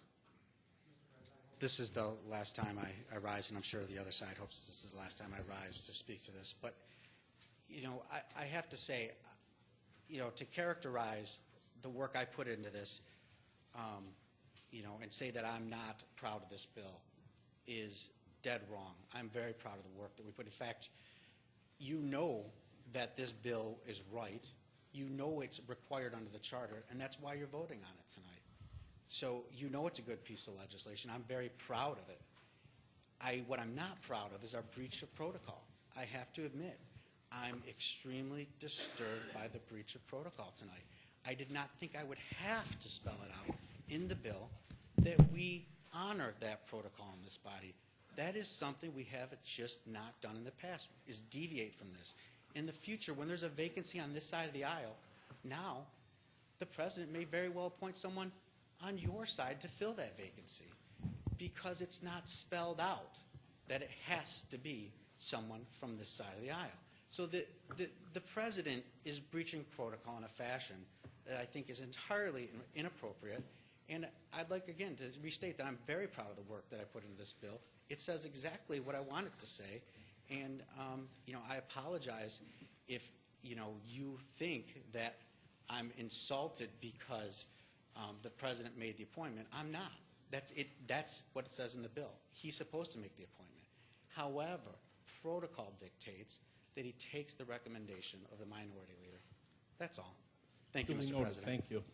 And I don't think you should be embarrassed about it. It was a nice piece of legislation. Legislator Quattro. Comment on the issue as well. I think that it's a good piece of legislation. It's a piece of legislation that was used 20 years ago, and it served this legislature well, having become a student over that process over the last 2 months since it was introduced to the Agenda Charter Committee. And I would say that if you look at our protocol, you'd see when the president has the authority to appoint, it often says that it's at the suggestion of the minority leader or the majority leader every time the president follows protocol. And the same would be true if there was a vacancy on that side. He'd have to report it. But I just rise to say that I think that this is an excellent piece of legislation. It's why I voted for it. I'm glad we had the time to deliberate it tonight. I'm looking forward to passing it and hearing from the committee. Thank you. President. Well, we just did it. We just did it with the Monroe Community Legislator Hospital Wilcox, Board. I have heard many, wait, excuse me. I have heard, you have asked for a point of information, I'm going to address that. I have heard many times in my career in this legislative body where legislators have gotten up and expressed their opinion about something. You may not believe it, you may not agree with it, but they've expressed their opinion. I believe that that's exactly what Dr. Quattro did it there, and that's the end of it. But he has made it's actually incorrect. No, that's the Monroe your Community opinion. Hospital Board does not Thank say at the recommendation of the minority you. leader. I'm just pointing Thank out you. a fact. Thank you. Okay. Any other discussion? If not, we'll move to a roll call vote. Mr. Tucciarello? Yes. Ms. Andrews? No. Mr. Ansello? Yes. Mr. Antelli? Yes. Mr. Barker? Yes. Mr. Baroth? A no? Ms. Boyce? Dr. Carbone? Mr. Colby? Mr. Daniele? Mrs. Draw? Mr. Gamble? Mr. Gamina? Mr. Haney? Mr. Hanna? Mr. Howland? Miss Kaylee? No. Mr. John Lightfoot? Mr. Willie Lightfoot? No. Mr. McCann? Yes. Mr. Michikay? Yes. Mr. Morelli? No. Mr. Patterson? No. Dr. Quattro? Yes. Mr. Racco? Yes. Mrs. Valerio? Yes. Mr. Wilcox? No. Mr. Yolovich? President Adair? Yes. 19 to 10, motion passes. Next item. Item number 36, referral 13-179, confirmation of appointment. Moved by Legislator Hanna, second by Legislator Quattro. Is there any discussion at this time? Legislator Andrews. Thank you, Mr. President. Why is this appointment being made this evening as a matter of urgency? Because it is being made because it is long overdue, and as I've been going through all of the appointments recently, I believe that I have gotten a very, actually I've been given by Legislator Ansel was a very enthusiastic, he would like to serve on this board, and I believe that it is in the purview of having one representative, and I have granted that to Mr. Ansel. So, Mr. President, who are the other appointees then to the board? I just have one. So you have one, and the rest is who? Yep. Who else serves on the board? I just have one. I know, but in addition to the one you have. I don't know. At this time, I don't know who else. So who has been a representative until this point in time? Legislator Lightfoot. Legislator Willie Lightfoot? Yes.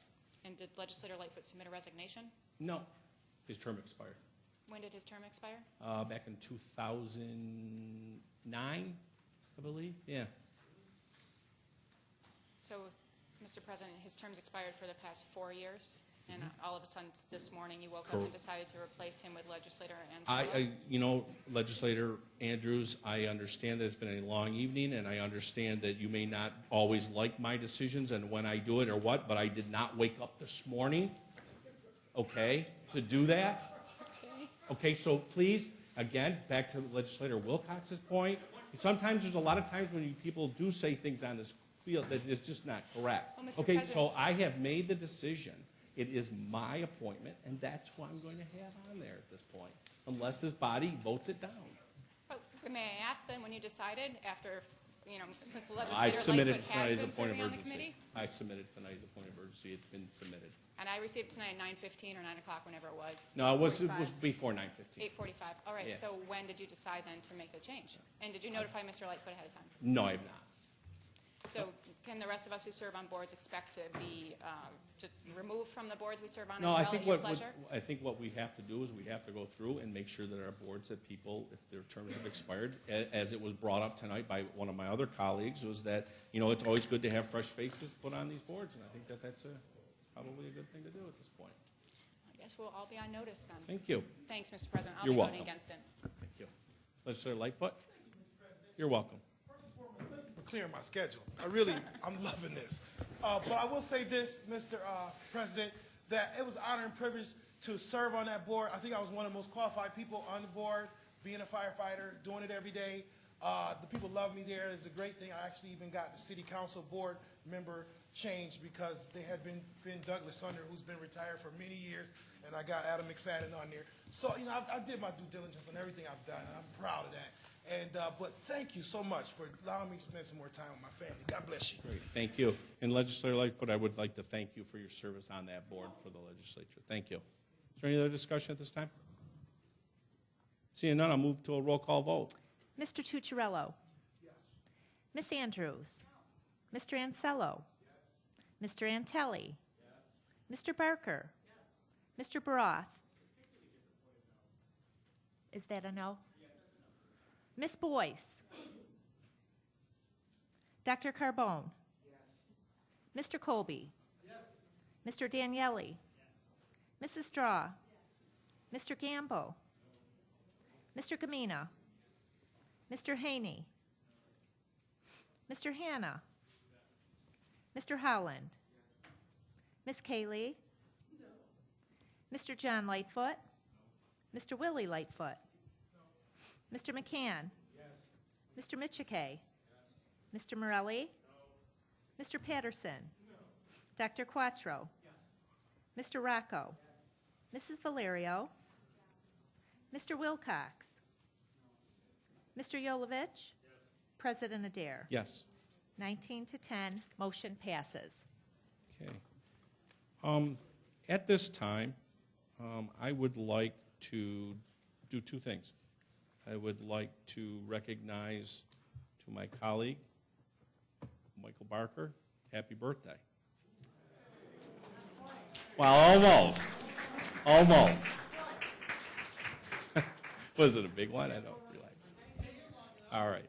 And then the other bit that I would like to bring up at this time, I'd like to actually turn the floor over to County Executive Brooks. I think she has something she'd like to say at this time. Thank you, Mr. President. We don't often come to this body and talk at the end of a legislature meeting about people that are leaving the county, but we have someone who is retiring from service who I think really deserves the public recognition of this legislative body. Dr. Andy Doniger has been with the county for 23 years. He has served under 4 different administrations. His incredible service to the county is second to none. He has an incomparable legacy as it relates to public health, his leadership in public health. We are truly, truly fortunate to have had him lead this county, put us on the map in so many different ways, and certainly our community is better and healthier because of his service. I can't possibly, in a few moments' time, sum up the career of this amazing individual. So I will just ask all of you to join me in a round of applause, wishing him the best on a very, very well-deserved retirement. Congratulations.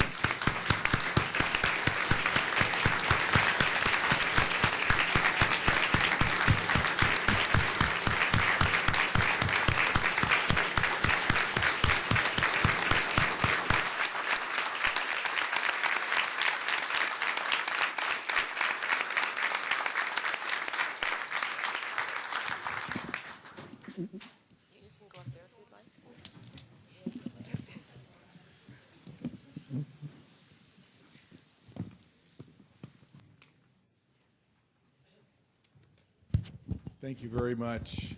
It really has been a great honor to participate in the proceedings of the legislature.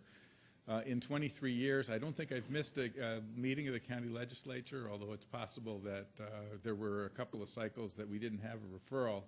But if I attended 23 years times 12, I think that's 276 meetings of the county legislature. That might be more than in any of anybody else that's in this body. I wanted to just kind of reflect for a minute. Early on this evening, we appropriately honored the members of the law enforcement community that saved several lives. And I think that everyone feels that we owe them a huge bit of gratitude. But I'd also like to point out that over the course of the last 20 years, we've had some remarkable improvements in the public health of our community. We've had a reduction in the number of lead-poisoned children, really a remarkable change in the health of our community. We've seen an almost halving of the number of births to teens in our community, which is also, again, not noted widely, but a very, very significant fact. And we've also seen a tremendous reduction in the rate of smoking in teens. And through these activities, sort of quietly behind the scenes, we probably have saved a lot of lives. I think that sometimes we don't understand the impact of public health and some of the changes that go on in the health of our community that somehow don't make headlines or are not really understood. I'd urge you to bring the leadership of some of the departments in to talk to you about things that are really important that are going on. Sometimes I think that the activity, the process that goes on here sort of misses the point about the bigger picture, really what's going on in our community, what's going on with public health, what's going on in public safety, what's going on in human services. I think that that is an area that some improvement could occur. I guess the other thing I'd like to suggest is instead of honoring someone like myself, you really think about honoring some of the people that are on the front lines. We have different sectors of the departments. We have a human services sector, we have a physical services sector, we have a law enforcement sector, and it would be my suggestion that from time to time we honor some people through the legislature that have done unusually meaningful service for the county. So thank you very much. It's been an honor to be working with you.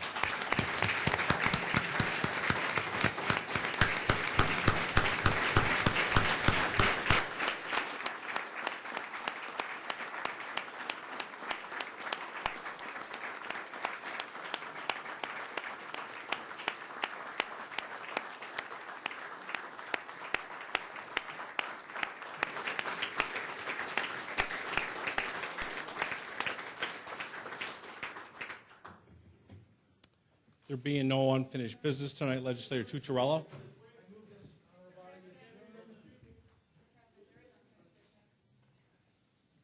I don't see any on my agenda. Being there is no unfinished business under our agenda. Mr. Tucciarello. Thank you.